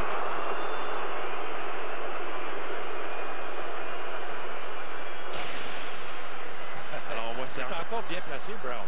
Ouais, absolument. Encore une fois, c'est Grande qui avait repéré son coéquipier. Et on a vu encore une fois... C'est limite, hein? Toute l'efficacité d'un changement d'aile comme celui-là. On prend en contre-pied toute la défensive qui, bien évidemment, avait mis davantage de joueurs du côté du terrain où se trouvait le ballon. Alors, d'un seul coup de pied, on vient déstabiliser toute la défensive des rivaux. Lorenzo Agrandi, ça passe à lui alors qu'il était hors d'équilibre, manquait de précision. Ça a été vite repris par Toledo. Et cette fois, c'est Mathias Buoso qui joue dans l'intervalle. Ouais. On offre une solution supplémentaire et c'est Benitez là, qui vient s'installer dans le dos de Pizzolito. C'est Hernandez. Il passe à Benitez. Cette fois à Torres. Torres, ce ballon qui lui revient. Encore là, c'est Benitez avec un coup de talon. Le ballon qui lui revient. Quel beau jeu bien organisé. Et là, ben, on en avait plein les jambes pour l'impact, mais on a pu recouvrir. Au jeu de Testo, c'est encore lui qui a le ballon. Testo qui a trop attendu, là, Jurtsen là, qui s'enfonçait, qui était devant son marqueur. Il faisait un appel de balle en plus. Testo là, qui multiplie les contrôles, pas inutiles, mais qui aurait peut-être avantage parfois à relancer plus rapidement. Long ballon de Grande. Bien capté. Ici, presque du corner. On a tiré, mais derrière le filet. Grande, hein, créatif et surtout une vision exceptionnelle du jeu. Hein. Quelle acquisition que ce garçon. Ah, sans doute. Que ce soit à gauche, que ce soit dans l'axe, que ce soit à droite, il voit toujours les partenaires démarqués. Ballon court, ballon long. Sandro Grande n'a aucune difficulté à placer des passes avec une précision chirurgicale. Et ce que j'aime, c'est qu'il a des fois cette capacité de contrôler le rythme d'un match. Il peut le changer. C'est véritablement un métronome en milieu de terrain. Et toute équipe a besoin d'un joueur comme Sandro Grande, qui peut être autant créateur offensif que récupérateur en tant que milieu défensif. Surtout quand on voit que l'équipe va mal et qu'on joue nerveusement, lui peut récupérer puis aider les jeunes à se retrouver un peu plus. Voilà la faute commise. Ouais, c'était Rodriguez sur Testo. Ouais. El Chato Rodriguez. Oh, attention, là, un ballon qui est dirigé vers le gardien par son propre joueur, qui était Hernandez. Attention encore à Benitez. J'aime le faire contrôler, dribbler le ballon, ce garçon, il est remarquable. Surtout lorsqu'il y a beaucoup de pression autour. Mais si Testo contrôle un peu trop le ballon, quand vient le temps de tacler ou de récupérer, il excelle ce soir. Et c'est ce qu'on attend de David Testo avant tout. On met beaucoup de pression sur la passe, le receveur de passe ici. C'est Brango qui était clairement en situation de hors-jeu lorsque le ballon a été frappé. Bonne décision de l'arbitre. Ouais. Là, on se pousse dans le dos aussi, t'as vu? Ça commence à être de plus en plus chaud. On va rajouter 2 minutes, non? Et cette fois, le fautif a été Roberto Brown. Ouais. Et bien sûr, on crédite d'un carton jaune, il devrait faire attention aux réactions de colère. On a besoin de lui sur le terrain et non pas à l'extérieur avec un carton rouge. Et un carton rouge, c'est un joueur en moins. Effectivement, le coup derrière la jambe, alors qu'il n'avait aucune chance de toucher le ballon, était vraiment déplacé. Oh, qui est furax. Ouais, et quoi qu'en pense Emiliatis, j'ai bien l'impression que Roberto Brown méritait ce carton jaune. Il y a 55 000 arbitres qui ne sont pas d'accord avec celui de ce soir, l'officiel. Ceux qui sont dans le stade. Et tous ceux à la maison, sans doute. Ouais. Vous avez vu, les gardiens sont pleins maintenant, Guillaume. Absolument. Bon, les gens se goinfraient peut-être au stade à hot dog. Ben, on avait raison, ils sont bons. Voilà un ballon qui est centré vers Brown, mais un peu loin de son profil cependant. Et là, le ballon sort en touche. Hernandez reprend. Et surveiller le travail sans ballon de Buoso et Benitez. Toujours en mouvement, toujours en train de créer du danger. Ben, il dérange à la Et ils s'occupent énormément, Jokovic et Pizzolito, qui seront sans doute les joueurs les plus essoufflés après cette mi-temps. Ils vont avoir perdu quelques kilos, ceux-là. Alors voilà, la première demi est terminée sans ajouter de temps. Ça veut dire que ça s'est déroulé assez rapidement. Une impression. Eh bien, une première demi tout à fait exceptionnelle pour l'Impact de Montréal qui a réussi à marquer ce premier but rapidement contre toute attente. L'Impact de Montréal est venu rapidement au bout de la défensive de Santos Laguna. Un premier but libérateur qui a permis à l'Impact de Montréal de rester dans son registre, qui par la suite a connu un tout petit relâchement, mais quand même a réussi à rester bien hermétique, bien étanche, a presque anéanti la totalité des actions de Santos Laguna là, qui en arrache passablement au milieu de terrain. Alors, grâce à Testo, grâce à Grenier, grâce à l'excellent travail de la ligne défensive, l'Impact de Montréal qui mène 1-0 après 45 minutes de jeu, et c'est franchement mérité. Et Guillaume, j'ai hâte de voir la deuxième demi parce qu'on va faire quelques ajustements là dans le vestiaire de l'équipe mexicaine. On a sûrement vu des trucs, des choses qui ne plaisent pas là chez l'entraîneur. On va s'arrêter pour une pause et on se retrouve, mesdames, messieurs, pour le début de la deuxième demi tout de suite après au Stade olympique. C'est 1-0 pour l'Impact contre Santos Laguna. Je sais que pour 7 patients qu'on n'a pas pu traiter dans les délais de 4 à 6 heures, il y en a un qui va perdre la vie. Les patients me disent, il faut que je sois en train de mourir ou m'opérer? Je dis non. Mais entre deux cas, qu'est-ce que vous voulez que je fasse? Il faut que je choisisse celui qui est celui qui va moins bien, là. Par le manque d'accès, il y a des gens qui meurent. Il n'y a aucun doute là-dessus. Danger aux soins intensifs. Enquête, jeudi 20h, à Radio-Canada. Oh, kiss me. Hit me with your eyes so sweetly. You know that I love you. I mean I need to love. Oh, you girls never know. Oh, you girls will never know. Oh, you boys never care. Oh, you boys will never care. Oh, you girls never know how you make a boy feel. Love to get to know you. Samedi, l'exploit est à Radio-Canada. De Bulgarie, la Coupe du monde de ski alpin. De Stoneham, la Coupe du monde de surf des neiges. Samedi, 15h, à Radio-Canada. Oh, un élan! Je l'ai eu! Vous avez vu? Je l'ai eu! C'est un début. Et Dieu créa la flaque, dimanche 19h30 à Radio-Canada. Alors, les deux formations sont revenues sur le terrain. On est prêt pour continuer ce match, entreprendre la deuxième demi. Et regardons les statistiques de cette première demi. Il y a eu 6 tirs contre 3 en faveur du Santos Laguna. 3 arrêts par Montréal, un seul par le Laguna. Et puis 5 fautes, 4. Ça favorise Montréal. Et puis les hors-jeux 3-2, Montréal en a commis 3. Et puis les corners, il y en a eu 2 pour Montréal, 1 pour le Santos Laguna. Et un carton jaune à Brown. Et tel que prévu, Claude, il y a déjà eu un changement du côté de Santos Laguna. Oui. Dans le numéro 45, Jaime Toledo a cédé sa place au numéro 3, Pedro Quiñones. Un renfort lors de la période de transfert hivernal pour Santos Laguna. Un joueur qu'on a très peu vu jusqu'ici en championnat. Oui. Alors qui fait une certaine forme de rentrée. Alors on le voit ici. Toledo, on l'a pas vu beaucoup dans la première demi. On n'a pas touché beaucoup de ballons.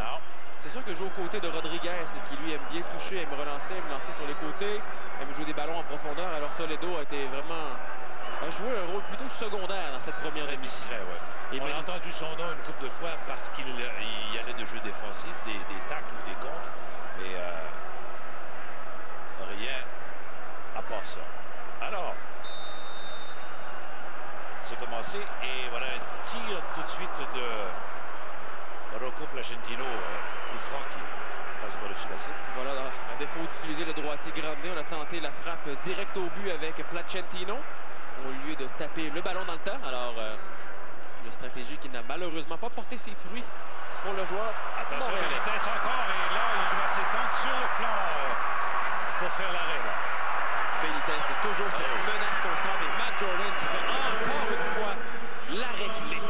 On se rappellera en première demi cet arrêt sur Benitez qui s'était complètement échappé et cette fois-ci réussit encore une fois à frustrer l'attaquant en plongeant sur le côté gauche. Une parade pas très assurée mais néanmoins très efficace. Et là, Sanchez se doit lui aussi d'intervenir rapidement parce que Brown venait le menacer et cette fois en toute légalité. Il n'y avait pas d'enjeu. Certainement. Et une deuxième demi, Claude, qui s'amorce avec une grande question. Est-ce que l'Impact saura tenir le coup du point de vue physique? On sait que Santos Laguna est en plein dans son championnat, donc en pleine forme, en pleine jambe. Oh, attention! Encore une fois. Sortie bien calculée de Matt Jordan. Et on a envie de le remercier d'avoir choisi Montréal plutôt que Columbus dans la MLS. Mais quel nom on lui donnerait, lui, à Matt Jordan quand il vient faire des trucs comme ça? Batman, parce qu'il déploie ses ailes pour aller chercher le ballon. Ah, mais étant donné ses exploits, je dirais plutôt avec Superman. Voilà. Encore une fois, on a vu Jokeviel monter très haut pour empêcher Benitez de contrôler le ballon. Jokeviel qui a fait une bonne première demi. Tout à fait. Et qui commence le deuxième 45 minutes de façon très assurée aussi. Il a dit que ce serait un des gars les plus épuisés de l'équipe, fort probablement. Mais il semble être en voie de tenir le coup, en tout cas. Ah ben là, c'est bien joué par Brown qui remet à l'extérieur. On a repéré Sebrango.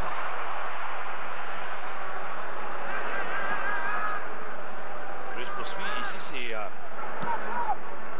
Torres qui tente le long jeu, la longue passe. Et on doit faire vite pour récupérer le ballon. Bien joué encore une fois par Jokeviel qui, au lieu de dégager cette fois-ci promptement, il va d'une talonnade pour son coéquipier qui, lui, par la suite, est forcé de dégager en touche. Rousseau a été plus discret que Benitez, mais lui pourrait être dangereux en deuxième demi. Et c'est là la grande qualité du buteur que Rousseau. Il sait se taper dans l'ombre de ses adversaires pour surgir à tout moment. Torres qui jouait haut a réussi à remettre cependant en retrait pour Rodriguez. On joue beaucoup du côté droit, du côté de Santos Laguna. On passe très peu par la gauche chez Gregorio Torres, qui est souvent laissé à lui-même puisque Braz le surveille très peu. Là, on demandait un coup franc parce qu'on préconisait avoir été poussé. Rousseau qui est encore une fois tombé au sol. Un joueur qui montre une certaine fragilité au contact physique malgré sa carrure assez impressionnante. Il n'aime pas, je pense, le contact physique, même s'il est costaud. Hein. Il les aime seulement lorsqu'ils sont favorables à sa voilà, c'est fin. Son équipe. Ici, Torres qui tire, mais tir faible, facilement arrêté par le gardien Matt Jordan, qui va d'une remise avec la main vers Grande. Grande accepte le ballon et accélère. C'est très bien joué. Bien joué à côté de Brown. Brown récupère, le ballon n'est pas sorti. Non, on a jugé que oui, il est sorti. Ah ouais, on l'a vu. Le juge de touche l'a signalé avec un léger délai, mais on a bien vu que Brown avait sorti le ballon à l'extérieur de la craie. Encore une fois, qui a été le passeur sur cette action, c'est Sandro Grande, qui dès qu'il en a l'occasion, met la patte sur le ballon et lève la tête. Beaucoup d'échauffement du côté des Mexicains. Ici, on cherche à centrer, on n'y parvient pas, on a réussi à leur enlever le ballon. Et voilà, un dégagement qui pousse le ballon en touche jusqu'à Guzman, l'entraîneur-chef de la formation mexicaine. Vu le beau travail défensif de l'Impact, on peut se demander sur la surface de réparation, on n'a pas été mastiqué tout autour. Hein? Il n'y a aucune façon d'y pénétrer. On a un excellent travail de tout le monde. Vraiment un bel effort collectif, un beau synchronisme. Alors, clairement, les enseignements de John Lemniadis ont été retenus. Mares qui a passé en retrait. Santiago, qui, vous l'avez remarqué, s'est rapidement débarrassé du ballon. Ouais. Il est droitier, mais il a pourtant deux pieds gauche. Droitier avec deux pieds gauche. Voilà. J'aime bien l'expression. Ouais. Mais qui reste un excellent joueur défensif. Alors, on va quand même vanter ses qualités. Ouais. Voici Benitez. Tente de partir vers la droite, revient vers la gauche, légèrement en retrait. On place le ballon pour lui. Et attention. Voilà la force de Santos Laguna. Mais la fameuse passe décisive ne vient jamais du côté de Santos Laguna. Et on combine à cela l'excellent travail de salle de David Testo. Ben oui. Alors, le Testo là, qui a le crampon déchaîné ce soir. Et ce sont des petits jeux comme ça là, qui sont tannants pour l'adversaire. Et j'aime le partenariat entre Grande et Testo. Ouais, vous avez vu comment on s'entend très bien, comment chacun s'acquitte de sa tâche. Ouais. Lorsque l'un défend, mais l'autre se porte à l'attaque. Vous voyez, Testo était resté en retrait alors que Grande était monté donner un coup de main. Deux joueurs au profil plutôt semblable, capable de permuter, capable d'échanger les positions, capable de se soutenir mutuellement. Regardez où est Braz, très haut sur le flanc droit. C'est très peu surprenant puisque Gregorio Torres ne pose pas beaucoup de soucis depuis le début de la rencontre, alors Braz peut relâcher et donner un coup de main. Ici, c'est Pitorito qui a passé vers Di Lorenzo. Di Lorenzo encore a le ballon. Revient sur ses pas, dribble bien cependant, fait volte-face, mais ballon qui sort en touche. 52e minute de jeu complète. On amorce la 53e, c'est 1-0 l'Impact. Et là, on a vu l'intelligence de Di Lorenzo. Au lieu de dégager le ballon et de risquer de le perdre, c'est assuré de le faire dévier sur un adversaire pour ensuite reprendre ce ballon en touche. Voici le dangereux Benitez. Attention, regardez sur la gauche, quelqu'un de bien démarqué, mais Benitez l'ignore complètement, choisit de tirer au but. Et Matt Jordan stoïque, attrape le ballon très facilement. Benitez ici qui a fait preuve d'une certaine gourmandise. Je pensais qu'il passerait à Torres. Il aurait eu avantage à décaler sur le côté gauche, mais souvent les buteurs font preuve d'un certain égocentrisme et c'est ce qui parfois fait leur qualité et parfois leur défaut. Pour vivre avec. Voilà. Et je pense que Torres ne vit pas très bien avec ce dernier ballon. Torres qui avait quand même plutôt bien fait en phase de groupe, alors que ce soir, il est plutôt invisible.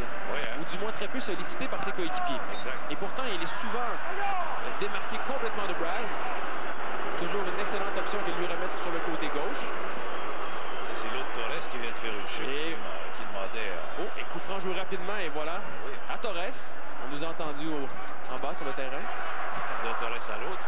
Et Pizzolito, une excellente présence aérienne qui s'assure de dégager le ballon à l'extérieur de la surface de réparation. Avec une remise en touche et non un corner. Et franchement, cette charnière Jokeviel-Pizzolito fait un excellent travail. Le Jokeviel qui remplace vraiment de très belle façon Pezzoli. Ben, fort de ce que l'on voit, qu'importe l'issue de cette rencontre ce soir, moi je trouve que ça augure bien pour la saison de l'Impact de Montréal. Pour une équipe qui n'a pas disputé de match officiel depuis 4 mois, qui s'est entraînée en Italie, qui a affronté quand même de bonnes équipes. On pense notamment à Pise en 2e division, match nul de 0-0. Quelques équipes de 4e division, une équipe d'amateurs, mais n'empêche, une préparation qui n'équivaut jamais à un match d'une telle importance face à une équipe comme le Santos Laguna. Et bien, jusqu'ici, on se tire vraiment très, très bien d'affaire. Non seulement on ne souffre pas, on n'encaisse pas trop, mais on a réussi à faire le jeu. On a marqué un premier but rapide.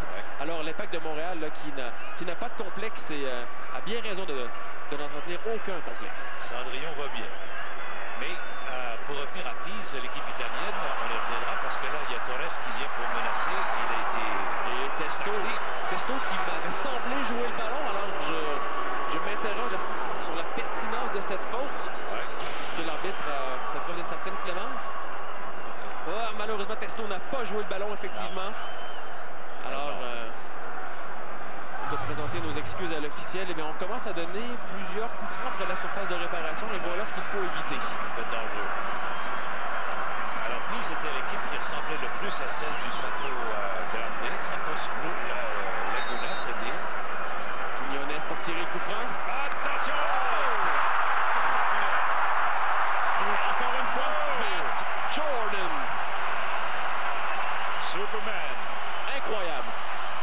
Mais quelle frappe de Quiñones aussi, hein? Le substitut qui vient mettre au premier poteau un excellent coup franc, une balle bien brossée, tout comme ses cheveux d'ailleurs. Regardez la façon dont on va jouer ce corner. Attention! Oh! Encore Jordan! Jordan, excellente sortie aérienne, bien assurée. Et qui préfère cette fois temporiser, laisser le temps à tous de se replacer. Et on relance à la main, alors on ne dégage pas du pied. Vers Di Lorenzo, on revoit ce coup franc ici. Qui passe au-dessus du mur et qui va s'écraser au premier poteau. Et Matt Jordan. Pour Brown, pour Jurtson. Belle combinaison. Jurtson de l'autre côté maintenant. C'est capté. Attention, on choisit d'y aller en retrait. Alors Di Lorenzo qui vient donner un peu de soutien. Exact. Testo à Di Lorenzo. On fait circuler le ballon du côté de l'Impact. Oui. On donne une petite leçon à Santos Laguna. Alors les Montréalais qui tentent un peu d'étaler leur qualité eux aussi. Et pourquoi pas? On mène 1-0. On néglige pas l'adversaire, au contraire. Beau travail de Brown, gagne le ballon aérien. Alors un contrôle orienté directement dans les pieds de Grande. Et Montréal qui s'assure encore une fois de la possession du ballon. Et on connaît le bon vieux classique du foot. Quand on a le ballon, l'adversaire ne l'a pas et ne peut donc pas marquer. Exact. Ouf, Brown fait vite. Vous avez vu la vitesse d'exécution de ce Benitez. Jordan a dû se manier le trognon. Brown.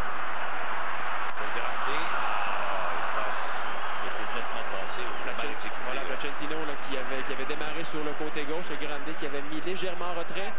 Mais encore une fois, on s'appuie énormément sur Roberto Brown qui joue un rôle clé. L'entraîneur des Guerreros, Daniel Guzman, l'avait noté. Brown est un joueur très, très efficace et plus que jamais ce soir, on s'appuie énormément sur l'avant-centre de l'Impact. C'est la course. Et belle exécution, belle vitesse, avez-vous, mais sans prendre le ballon ce moment-là. Voilà la longue passe du côté gauche qui tombe en touche à l'extérieur. Une remise en touche qui devrait coïncider avec l'entrée en jeu d'une recrue de l'Impact, Steven Deroux. Ah! Un de vos préférés maintenant. Ah, certainement l'international jamaïcain de 25 ans qui fait sa grande rentrée montréalaise. Et non, ce n'est pas à la place des Arts, mais bien au stade olympique que ça se passe. Alors, Deroux va prendre la place de qui, là? De Placentino. Ah, alors, sur le côté gauche, Steven Deroux, qui est un gaucher naturel, tout comme Placentino. Alors, et Matt Jordan qui donne de précieuses instructions à Pizzolito, à Joqueviel, encore une fois, à savoir comment bien marquer Vuoso et surtout Christian Benitez. Qu'est-ce qui fait sa force, Deroux? Une très grande rapidité et surtout une envie d'aller vers l'avant. C'est un joueur au potentiel offensif énorme. On l'a vu dans l'uniforme du Minnesota et maintenant c'est dans l'uniforme bleu de l'Impact de Montréal qu'il pourra maintenant laisser libre recours à toute son expression. Si à l'origine il était surtout un défenseur latéral à gauche, on le fera jouer en milieu de terrain, étant donné qu'on veut une stabilité derrière. Deroux sera un joueur donc sollicité offensivement, à voir sur le côté gauche en milieu de terrain. Tout petit, 5 pieds 9 pouces. Et une qui n'attend que le moment d'exploser. Il a une frappe très lourde, alors petit mais marteau. Oui, monsieur. Mais il avait marqué à Montréal lors de la dernière visite. Absolument, sur un coup de canon d'environ 25 mètres. Lui aussi, c'est son premier match pour l'Impact. Mais par contre, il faudra faire bien attention. On mène 1-0, on doit protéger cette avance avant tout, avant d'espérer en marquer un second. Et Steven Deroux devra s'acquitter de ses tâches défensives avant de trop vouloir aller vers l'avant. Attention, Benitez encore, qu'est-ce qu'il est bon. Mais beau jeu défensif pour l'Impact qui continue. Joqueviel le talonne, mais il se démarque de Joqueviel. La passe ici, le tir, et il rentre le filet. Eh bien là, on a vu une belle complicité en défensive. Joqueviel qui a tenu le coup face au dribble de Christian Benitez. Finalement, l'Équatorien a réussi à le doubler, mais Adam Brass était bien amené en couverture. Alors Benitez a été forcé de faire une passe à l'extérieur de la surface de réparation. Un tir qui a toutefois raté le cadre de très peu. Alors c'était Rodriguez, un joueur reconnu aussi pour la précision de ses coups de pied. Ouais. Mais encore une fois, les principes défensifs qui sont appliqués à la lettre du côté de l'Impact de Montréal. Oui, ça sentait un peu la soupe chaude. On s'approchait dangereusement du filet. Le danger y était. Mais quelle excellente complicité. Récupération de ballon qui est plutôt boiteuse et difficile. Les Mexicains pensaient avoir gain de cause, mais la ténacité ici de Deroux a fait la différence. Quoique, il y a eu un tacle qui n'était pas Jojo. Bon travail de Jurtson qui remporte ce duel aérien face à Osmar Mares. Je m'attends toujours à ce que le jeu arrête parce qu'on entend un sifflet ici qui est près de nous. Voici Braz. Il a passé à Jurtson.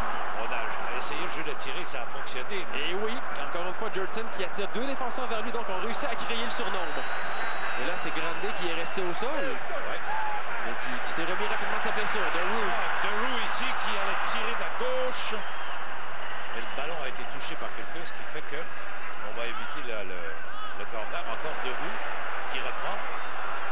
Deroux termine de se déplacer vers la droite, mais choisit d'y aller vers l'avant finalement. Mais le ballon qui revient encore à l'Impact, qui contrôle bien. Encore là, c'est un ballon poussé. Il y a quelqu'un d'étendu sur la surface artificielle. Ouais, c'est Andoni Hernandez. Ouais. Du mal à se relever. Il y avait faute sur le jeu, alors il a pris tout son temps, le défenseur latéral droit. C'est lui qui a le ballon, il semble pas trop amoché.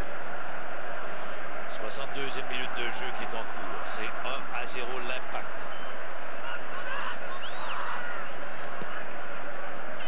Passe sera intercepté par Jurtson, qui n'a pas gardé, cependant n'a pu contrôler. Et ça provoque un revirement. C'est Torres, ballon qui lui revient. Il se défait de Jurtson. Jurtson le rattrape, cependant le ballon libre a été repris par Grande et perdu à nouveau. Et voilà qu'on vient dans son territoire. Jurtson qui est venu contrecarrer les plans. Ouais. Alors malgré toutes ses qualités offensives, Jurtson lui aussi fait partie de ce grand plan défensif collectif. Il est venu poser bien les soucis. Torres. Longue passe. Il ne trouve pas preneur et là, on doit faire vite. C'est le gardien qui intervient. Heureusement, le défenseur a bien réagi parce qu'il aurait pu y avoir confusion. Mais il y a eu une excellente communication entre le défenseur central et son gardien. Matt Jordan qui a glissé pour aller cueillir ce ballon. Et Pizzolito, hein, qui était là. Ouais, Pizzolito qui a regardé Jordan. Les deux hommes se sont compris. Ce ballon appartenant au gardien, il fallait le capter avec les mains. Grande, belle passe pour Jurtson. Appuyé en offensive. Braz est sur la droite. Braz, exactement. La passe ici. C'est pour Sebrango. Il tente de centrer le ballon, mais il y aura tout de même un corner. Sebrango qui avait fait un premier appel de balle que Jurtson n'avait pas remarqué. Puis par une deuxième fois, Sebrango a retenté sa chance et cette fois-ci, Jurtson lui a remis dans sa course. Hélas, lorsqu'il a contrôlé la sphère, il était tout près de la ligne de but, a été incapable de placer un centre, mais le ballon a été dévié en coup de pied de coin.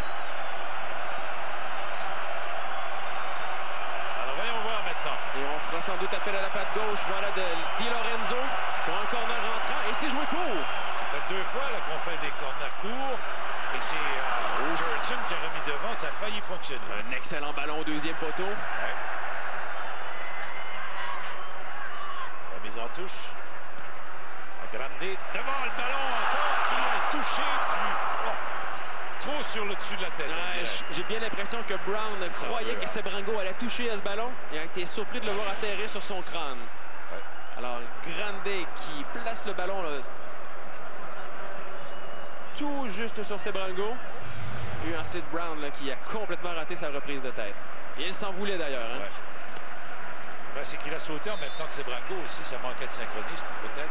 En patinage artistique, on ne l'est pas. Et ouf, on commence à commettre beaucoup plus de fautes dans le camp de l'Impact. Ouais. On accorde davantage de coups francs à l'équipe adverse. Prudent, là. Le Club Santos Laguna qui accélère le jeu d'ailleurs depuis une dizaine de minutes. C'est dû à quoi? C'est la fatigue et puis on commet des erreurs. La fatigue et surtout cette envie de défendre l'avance de 1-0. Ouais. Avec 25 minutes à jouer environ au match. On doit s'assurer de conserver ce 1-0 au minimum.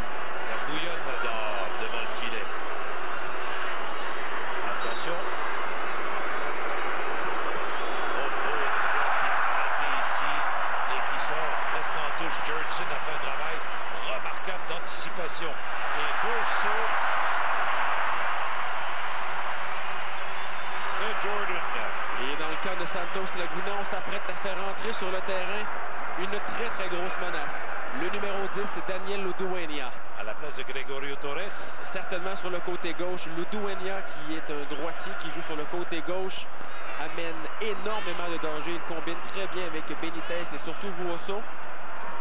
Ludueña, spécialiste des coups de pied arrêtés. Ouais. Alors il faudra noter qu'il faudra arrêter de commettre trop de fautes près de la surface de réparation. Ludueña qui est un joueur clé en championnat. C'est Braz. Sur le ballon en touche, ne prend aucun risque. Et on procédera sans doute au changement. Voilà, c'est signalé par le 4e officiel. Ludueña qui va prendre la place donc de Gregorio Torres, le numéro 6. Ludueña qui a marqué un des 5 buts de Santos Laguna en championnat cette saison. Sur un coup franc d'ailleurs. Une balle brossée de façon exceptionnelle. Défensif ici de Sebrango. On va amorcer la 67e minute de jeu à l'instant. Et là, Adam Braz devra complètement changer son style de jeu et devra surtout s'assurer de marquer ce fameux Ludueña. Alors Braz n'aura plus cette occasion de monter trop haut et surtout de ne pas laisser trop d'espace vacant de son côté. Ludueña est un joueur à surveiller. On le voit là, déjà s'installer derrière Braz. Déjà démarqué. Il joue en retraite Braz. C'est un gars qui est rapide et qui a un bon coup. Alors, cette fois-ci, faute qui a été commise par Santos Laguna. Alors, on a tiré après le coup de sifflet, ce qui explique le mécontentement de la foule. 55 571 spectateurs. Wow! Absolument phénoménal. Oui, monsieur. C'est un record pour la CONCACAF, mais on est à 3000 spectateurs du record établi par le MENIC en 81. C'est quelques parties remises. Hein? Oui, monsieur. Et on est au mois de février, le 25 février 2009, à Montréal, au Québec, en plein cœur de l'hiver. Laissez-moi vous dire que les gens ont envie de ballon rond, mais les gens raffolent de soccer. Ça, c'est une grimace, un pied de nez à Don Garber et à la MLS que j'adore. Et bien là, c'est... on a raison de hurler. C'est Brown qui est resté au sol, là, qui a été touché au visage. On revoit comment ça s'est passé. Alors, c'est Quiñones là, qui lui a appliqué une claque au visage en tentant de récupérer le ballon. Brown là, qui se tord de douleur et commence à discuter pas loin de Brown. Là. Oh, ça se pousse et c'est Grande là, qui réplique. Aïe, aïe, aïe, là. L'arbitre doit intervenir rapidement avant que ça ne dégénère. Et Sebrango est venu vite s'interposer aussi. Et on a vu le capitaine de Santos Laguna, le gardien Sanchez, là, venir calmer les ardeurs de ses coéquipiers. Vuoso s'explique avec Grande. Pas besoin de parler ni espagnol, ni anglais, ni français pour comprendre ce qui se passe. Alors, est-ce que Brown a recouvré ses moyens? Oui, il semble en tout cas. Par esprit sportif, on remet le ballon en touche du côté de Santos Laguna. Regardez comment ça s'est passé. Il est touché à l'oreille. Mais ça me semblait un geste accidentel. Absolument, c'était pas intentionnel. Quiñones qui allait vraiment là, pour récupérer le ballon. Il va peut-être ajouter 1 minute à la deuxième demi. Qui sait? 1-0 l'Impact. Sebrango a marqué dans la 5e minute de jeu de ce match. Très tôt. On voit Di Lorenzo là, qui est monté haut sur le terrain. C'est à 2. Avec une bicyclette ici. Alors 55 000 personnes, ça se remercie. Et là, Brown là, qui a eu maille à partir avec Johnny Garcia. On voit le geste de Brown. Wow! Une belle qualité technique. C'était avec... c'est Johnny Garcia là, qui... l'homme au masque de plastique. Et on parle le masque de fer. C'est vrai.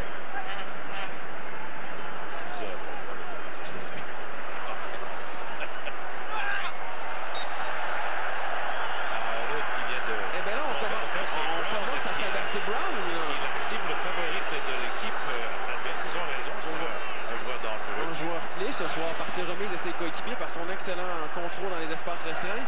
Brown est un joueur marqué. Et on a vu le petit geste sur le doigt de Garcia. Le faire soulever davantage. Alors Johnny Garcia qui savait très bien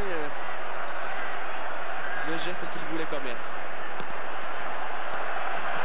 Long coup de pied qui a été capté par Sanchez qui relance l'attaque ensuite. C'était vers Luduena, mais... avec lui, ça repart rapidement sur le côté gauche. Hein? C'est lui qui a le ballon. On est loin de Gregorio Torres. Attention à Luduena. Il va chercher sûrement Benitez, c'est fait, mais ça a été anticipé par Sebrango, ou plutôt Joqueviel. Quel travail de Joqueviel! Wow. Super! Super! Voilà, Grande de Sebrango. Il passe du côté droit maintenant. Et c'est Braz qui vient appuyer l'attaque. Braz accepte la passe de Jones. Le petit pont! Attention, la passe devant, mais personne ne va recevoir, sauf ici sur un coup à la volée qui n'ira nulle part. Et bien, si un joueur, je ne croyais pas capable de faire un geste comme celui-là, de passer le ballon entre les jambes de l'adversaire et de le récupérer de l'autre côté, c'est Adam Braz. Eh bien, ce soir, on est surpris et il anticipe bien la glissade et hop là! Le petit pont sur Quiñones. Non, mais quel beau travail défensif de Joqueviel au centre du terrain. Moi, il m'a épaté. Joqueviel n'a pas hésité une seconde à quitter son poste vraiment là, pour aller mater l'ennemi. L'impact tombera au pied de Grande. Finalement, ça sortira en touche. Bonne réaction de Grande. Mauvais geste de Grande. Mais l'intention y était. Joqueviel, moi, je lui donnerai une étoile. C'est pas la première ce soir, mais je lui en donnerai une. Jusqu'ici, il a fait un travail remarquable. Voici Luduena. Luduena pour Benitez. Pour Luduena. Oh, on est venu vite la contrer encore. Et voilà la relance qui s'amorce. Dans la droite. On y va avec une passe pour Brown. Brown revient sur ses pas. Choisit de passer à Testo. Testo pour Grande. Le jeu s'organise là du côté de l'Impact. Voilà encore Grande. Grande patient. Il va une passe devant ici. Tire. Toutefois. Il y avait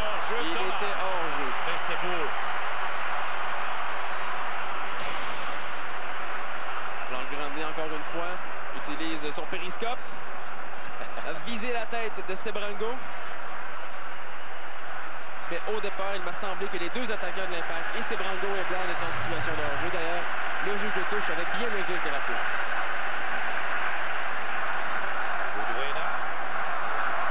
Il bouge énormément sur le terrain et d'ailleurs en phase offensive, on peut s'imaginer que le Santos Laguna aura un schéma qui ressemblera à un 4-3-3 et voyez le Dueñas qui monte très très haut sur le terrain.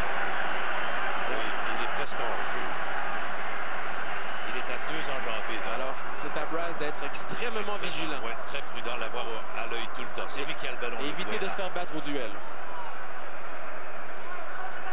Encore un jeu arrêté par Brass. Le Dueñas qui prend le ballon. Le Dueñas qui tente de le centrer dans la zone de tir. Et c'est pris très vite par Matt Jordan. Alors, deux choses sur sa dernière action. Le petit geste dangereux de Jokeviel qui a tenté de bloquer le ballon avec une aile de pigeon. Puis le contact dans la surface de réparation avec Vuoso qui s'est encore une fois plaint à l'arbitre d'un coup sur la nuque, derrière la tête. 74e minute de jeu qui est en cours. 1-0 l'Impact. Laissez-moi vous dire que l'attaquant argentin Vuoso trouve la surface de réparation beaucoup plus hostile que le climat montréalais. C'est très difficile pour lui ce soir. Et Pizzolito et Jokeviel lui font vivre un mauvais quart d'heure. C'est une bonne guerre. Et c'était la stratégie. Tant que le geste demeure légal, pourquoi pas? On peut bousculer, on peut jouer physique. On a un avantage de grandeur du côté de Montréal et jusqu'ici, on l'utilise abondamment. Mon cher Guillaume, l'Impact respecte le plan de match de Limniatis à la lettre. Non seulement il respecte le plan de match, mais il se permet également certaines fantaisies qui jusqu'ici fonctionnent très bien. Et par fantaisie, comprenez très bien des gestes calculés, des gestes intéressants et du danger. Et en parlant de danger, le 3e changement pour Santos Laguna, Carlos Darwin Quintero. Un joueur de format de poche, tout petit, mais un attaquant extrêmement dangereux. Alors, on se retrouve avec, sur le terrain, 3 véritables attaquants, plus un milieu offensif en Ludueñas. Alors, on a sorti les Torres. Et on fait entrer Carlos Darwin Quintero. Du danger. Il n'y a pas le choix. Il se doit absolument d'envoyer une offensive, ce garçon-là. Et là, clairement, le résultat de 1-0 ne plaît pas au directeur technique Daniel Guzman. On veut des renforts de qualité. On veut du punch offensif. Et là, on a plus que du punch offensif. On a une puissance de feu exceptionnelle. Bombe à retardement, mon cher. Et là, il reste une quinzaine de minutes au match. Et là, il faut tenir le coup du côté de Montréal. C'est le seul objectif. Ramener une passe qui est complétée finalement. Attention, on freine pour prendre l'adversaire à contre-pied. Le tir qui a été bloqué. On a trop hésité, peut-être trop attendu. Alors, Jurtson qui a tenté de dribbler son adversaire, de le fixer, son adversaire Anthony Hernandez qui avait commis une grosse faute au départ. Attention, le Dueñas qui a passé à Benitez qui a dû freiner pour capter le ballon. La passe devant le tir. Arrêt, le tir faible. Et bien là, on a vu qu'avec le surnombre créé offensivement par le Santos Laguna, ça crée beaucoup de soucis dans la défense montréalaise. Alors il faudra vraiment se regrouper, demander à Testo et Grandet vraiment de verrouiller cette ligne, de jouer très très bas, de ne pas trop pousser vers l'avant. Et on voit DeRue et Jurtson qui ont permuté. Hein? Oui. Bon pro jeu ici pour empêcher Benitez de capter cette passe. Le Dueñas qui s'amenait, mais il arrête de jeu de signaler.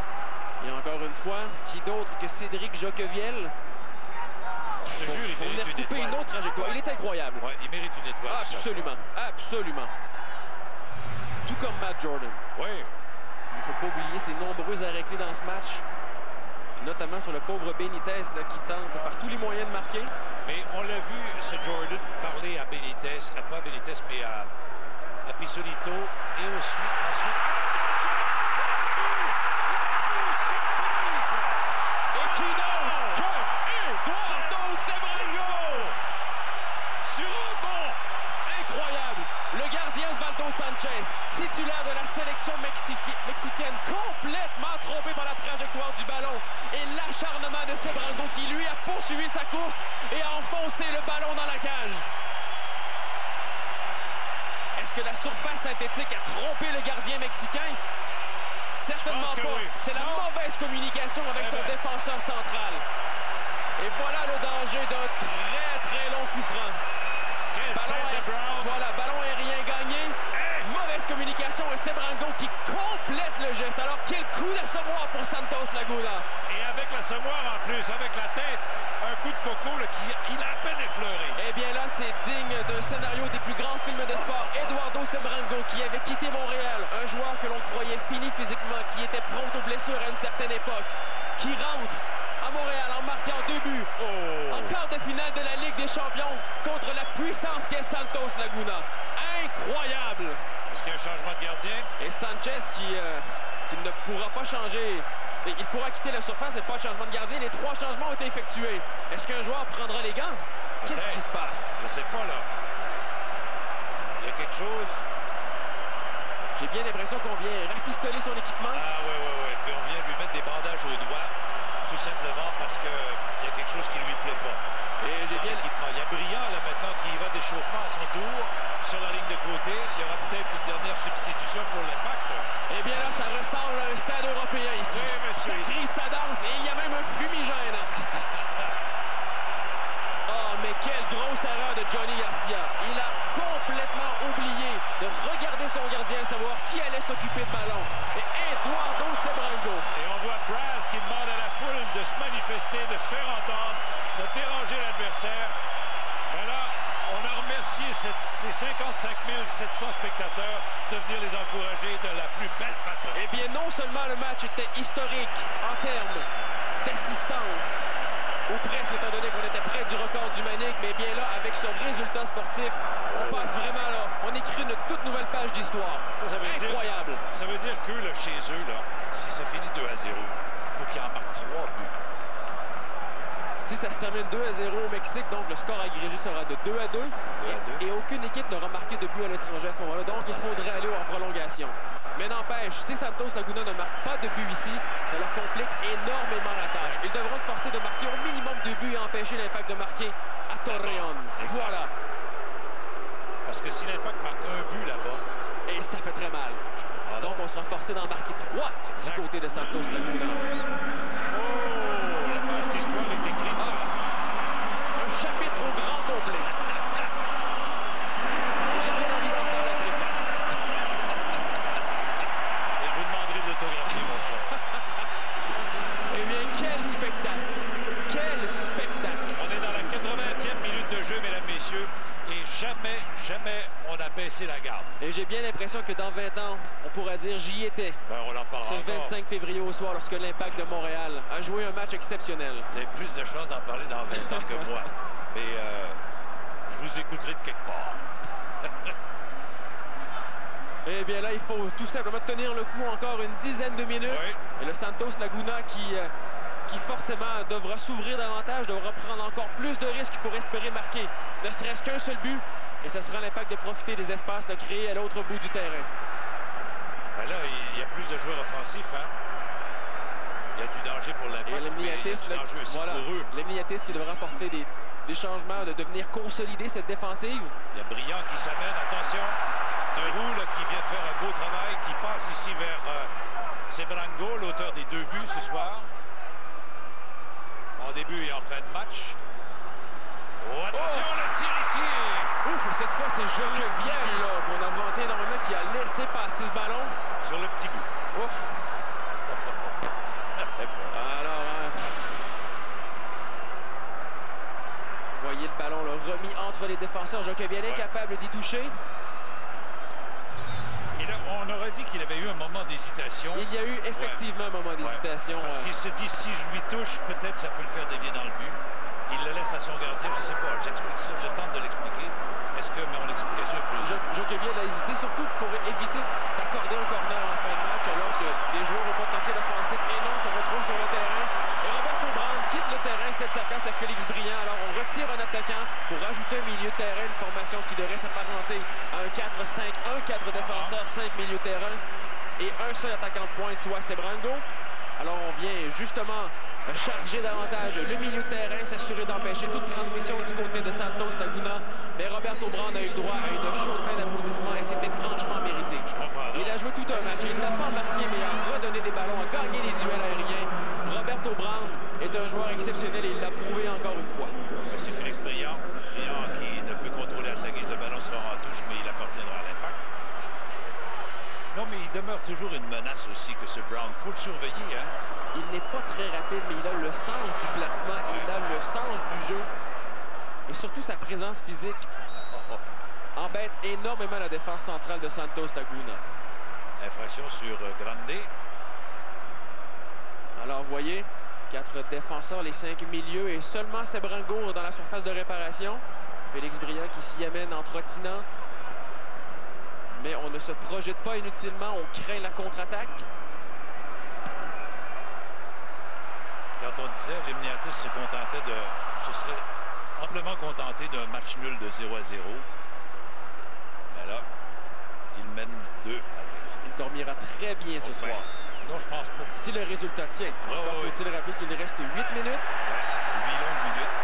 Et 8 minutes peuvent être synonymes d'éternité dans un match de foot. Mais même si ça tient ce résultat, il ne dormira pas, lui. C'est l'euphorie. C'est euphorie. Et encore faudra-t-il retomber rapidement sur terre puisque la semaine prochaine, il y aura un match retour. Exact. Jeudi prochain, le 5 mars à Torreón, dans un stade quand même petit, 18 000 places, mais qui sera assez hostile à l'endroit de l'Impact. Oh oui. Il n'y aura pas grand amateur de l'Impact de Montréal là-bas, malheureusement. Et au vu des changements apportés par l'entraîneur Guzman, j'ai bien l'impression qu'on avait mis des doublures de titulaires en début de match pour utiliser la Ligue des Champions comme laboratoire, encore une fois, comme en phase de groupe. Mais avec l'entrée des Ludueña et des Quintero, on comprend très bien que l'envie de gagner est rapidement revenue au sein de Santos Laguna. Et on va vous retrouver sur le site Internet de Radio-Canada le 5 mars pour la diffusion de ce match. Le match retour. Parce que si la victoire est acquise ce soir, il reste encore 90 minutes. Hein? On est très, très loin du triomphe. Il peut se passer beaucoup de choses. Mais au moins, on en aura mis plein la vue à ses supporters. Et tout peut arriver. John Limniatis l'a dit, c'est l'équipe mexicaine qui est la favorite, mais sur papier. Ça se joue sur le terrain. Ce sont des êtres humains. Et regardez ce que ça donne. Et vu les succès de l'Impact l'automne dernier, j'ai presque envie de dire que ce n'est plus une surprise de voir Montréal jouer aussi bien. Non, hein? Oh! Cette équipe surprenante, cette équipe qu'on n'attendait pas, c'était celle de cet automne. Mais maintenant, encore de finale, j'ai envie de parler, non pas de surprise, mais bien de certitude. On a un Impact de Montréal qui est bien structuré, qui joue très bien, qui connaît ses forces, qui connaît ses faiblesses et qui joue dans son registre et joue plutôt bien. Sebrango qui revient sur ses pas. La passe est pour Testo. Testo fait une chute, là. Il était hors d'équilibre et hors de vitesse, hors d'haleine. Il pouvait rattraper le ballon. Un ballon qui se fera en touche. Limniatis y va de quelques directives sur le bord du terrain. On a la mine Oh, que si, hein? Ludueña qui semble un peu dépassé là, par les événements et surtout par le score. Ben, ça nous explique peut-être aussi pourquoi cette équipe a eu de la difficulté en début de saison, depuis le début de leur saison de championnat à eux. Briand qui a tenté de déborder. Ouais. Et là, ce coup de pied de but joué très rapidement par Sanchez. Hein? Il n'y a plus d'une seule minute à perdre dans ce match. Ah non, non. On est dans la 86e. Ludueña a le ballon. Oh, encore. Il est partout, Sebrango. Ben oui. Une véritable teigne. C'est bien. Sebrango dit la teigne. Pourquoi pas? Alors un autre ballon qui sort en touche. Il appartiendra à l'Impact de Montréal. J'ai failli me commettre dans le stade. J'ai failli dire qu'il appartiendra aux Expos. C'est la dernière équipe professionnelle à y avoir évolué. Certainement. Il y a encore ce petit parfum de baseball qui flotte. Mais ce soir, ça sent énormément de foot aussi. Oui, monsieur. De plus en plus, d'ailleurs. Et ça sent bon. Un ballon qui sort en touche suite à une chute. De Roux qui a très bien fait jusqu'ici. Ouais. Il n'a pas trop commis de ces imprudences que l'entraîneur Limniatis déteste, alors que De Roux a tendance parfois à se projeter un peu trop vers l'avant, à prendre trop de risques, mais jusqu'ici, il connaît un fort match. Il faut aussi gagner la confiance du coach, de l'entraîneur, surtout à son premier match, dans une situation aussi importante en quart de finale de la Ligue des champions de la CONCACAF. Il ne se doit pas de jouer et d'en faire qu'à sa tête. Très juste, tout à fait juste. Et c'est la même chose pour Sebrango. Si je demandais à l'éliminatrice qui vas-tu utiliser demain, si tu avais à jouer demain, je pense que Sebrango serait sur le terrain sans l'ombre d'un doute. Joqueviel serait là aussi. Joqueviel, Matt Jordan devant la cage. Oui. Nevio Pizzolito. Oui, absolument. Qui a vraiment cadenassé là. Mais j'ai vu, c'est ce que je disais tout à l'heure, Jordan a parlé beaucoup avec Joqueviel et Pizzolito, particulièrement avec Pizzolito en première demi. Tu te souviens, on le voyait, puis il le prenait par la tête, le coup, puis lui question de placement, question de discuter de marquage. Et parallèlement, on a vu Sanchez discuter, mais surtout argumenter avec Santiago, notamment en première demi. Il y avait eu beaucoup de confusion. Oui, celui qui a le meilleur billet pour observer ce qui se passe, c'est bien lui. Certainement. Alors, il voit des choses, des fois, il va leur dire, bon, ben, surveille tel truc, puis regardez les dividendes que ça a rapporté. Alors, Sebrango qui a tenté de contrôler tout près du poteau de corner. On est dans la dernière minute de jeu, la 89e ou presque. Santiago qui avait été avec une charge assez lourde sur Sebrango, charge qui aurait dû être sanctionnée. C'est pas la dernière minute, la 90e sera la dernière. Mais on va rajouter peut-être une minute ou deux. Oh, je parierais sur 3. Sur 3? Étant donné les 3 changements de côté comme de l'autre. Ah ben oui, c'est vrai. Bonne raison. Erreur. Ça s'est fait vite. 2 seuls changements du côté de Montréal. 2, oui, bien sûr. Brillant et de roue. Oui, il en reste encore un. Alors on dribble beaucoup du côté de Santos Laguna. Oui, mais on n'avance pas beaucoup, hein. C'est peut-être plus loin où on va là, depuis quelques temps. Et c'est Benitez qui vient menacer encore. Il fait flèche de tout bois. La Benitez a été... Pardon, Quintero a été lourdement touché là, à la surface de réparation. Bousculé encore une fois. On vise Benitez, on le cherche. Regardez, il est encore bien placé, mais beau travail ici de Grande qui a été excellent et il peut dégager. Il y a une bonne prise de décision. Vous voyez, il n'y avait aucun soutien, aucun partenaire disponible. Alors on dégage à ce moment-là, on se replace. C'est la 90e minute de jeu que l'on joue là.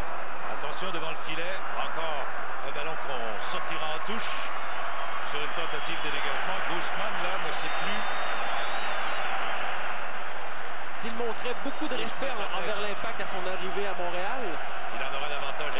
Très certainement. Voilà une leçon durement apprise.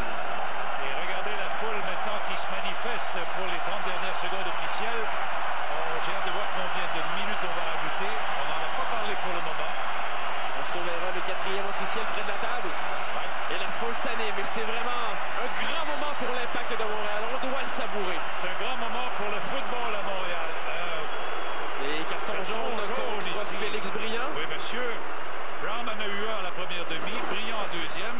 Et là, il faut éviter à tout prix de prendre un filet. On rajoute 3 minutes. 3 minutes de temps joué. Il faut vraiment éviter de prendre un filet, étant donné, on n'en parlera jamais assez souvent de ces fameux buts marqués à l'étranger. On doit absolument garder ce score vierge de 0. On doit garder le jeu blanc de Matt Jordan. Et c'est tout ce qui importe. Alors, 3 minutes additionnelles, donc, c'est officiel. Plus que 3 minutes à tenir le coup. Plus que 3 minutes à préserver le jeu blanc de Matt Jordan. Oh, voilà. Et lui, il est nerveux. John Lemniadis. Il l'était avant le match, mais là, je pense qu'il l'est encore plus au moment où on se parle. Coup de pied de coin, encore une fois, Santos Laguna là, qui apporte le danger. Pour ce coup de pied de coin et point de barre, c'est-à-dire en plein dans le milieu, et personne des siens pour recevoir. Et le sablier coule. Oui, monsieur. Et on force Santos Laguna à la retraiter jusqu'au milieu de terrain, à la ligne médiane du terrain. Et regardez les jeunes jambes de Sebrango. Formidable. On a hâte au 5 mars, mon cher Guillaume. On ne peut pas faire autrement que d'avoir hâte. Forcément. Ouais, hein? Après un match comme celui-ci, les attentes seront énormes envers l'Impact de Montréal et on peut se permettre maintenant de penser à la demi-finale. Malgré qu'il reste 90 minutes, on peut vraiment y croire plus que jamais. Là, on va finir par croire aux champions de la CONCACAF. Oh là, il faut quand même se garder certaines réserves. Non, mais... Parce que le match retour va être extrêmement difficile. Qui aurait pu parier que l'Impact gagnerait 2-0 ici ce soir? Qui? Les fans les plus purs et durs vous diront qu'ils y croyaient énormément, sans aucun doute. Mais parier, de là à parier. Wow! Regardez, dégagement, il prend bien son temps. Ça, c'est du métier. Ça s'appelle de l'expérience. Il faut faire attention. Parce qu'il y aura changement du côté de l'Impact aussi. Du côté de l'Impact. On fera rentrer Peter Byers qu'on avait bien failli perdre à l'intersaison, qu'on avait cru perdu, parti dans la MLS pour San Jose, mais finalement il est revenu. Et écoutez l'applaudissement pour Sebrango. Quelle ovation! Et voilà le plus bel hommage qu'on peut rendre à un joueur de soccer. Eduardo Sebrango, son retour à Montréal. 2 buts en quart de finale de la Ligue des champions de la CONCACAF. Et le Myers arrive en scène pour les quelques secondes qui restent. Il reste une demi-minute aux 3 ajoutés. Alors voici Luduena. Luduena tente une passe qui sera interceptée. Vraiment, l'impact est partout. L'impact est partout. Le Santos Laguna est complètement décontenancé. Une force d'anticipation remarquable. Et il n'y a rien qui vaille pour le Santos Laguna. Ah non, les lignes de transmission de Santos Laguna ont été complètement court-circuitées tout au long du match. Si on a pensé trouver quelque chose après la première demi pour en discuter dans le vestiaire, je pense qu'on s'est trompé. On a bien vu des éclairs de génie du côté de Benitez. On a vu de gros renforts monter au jeu. Et le Dueña, les Quintero, rien à faire. L'Impact de Montréal est complètement maître chez lui. Ça achève, il y aura un coup de sifflet éventuellement. L'arbitre regarde sa montre. Ça monte son chrono. Félix Brillant prend bien son temps pour remettre en touche. Il a le sifflet à la bouche. Et voilà! C'est officiel, le match est terminé.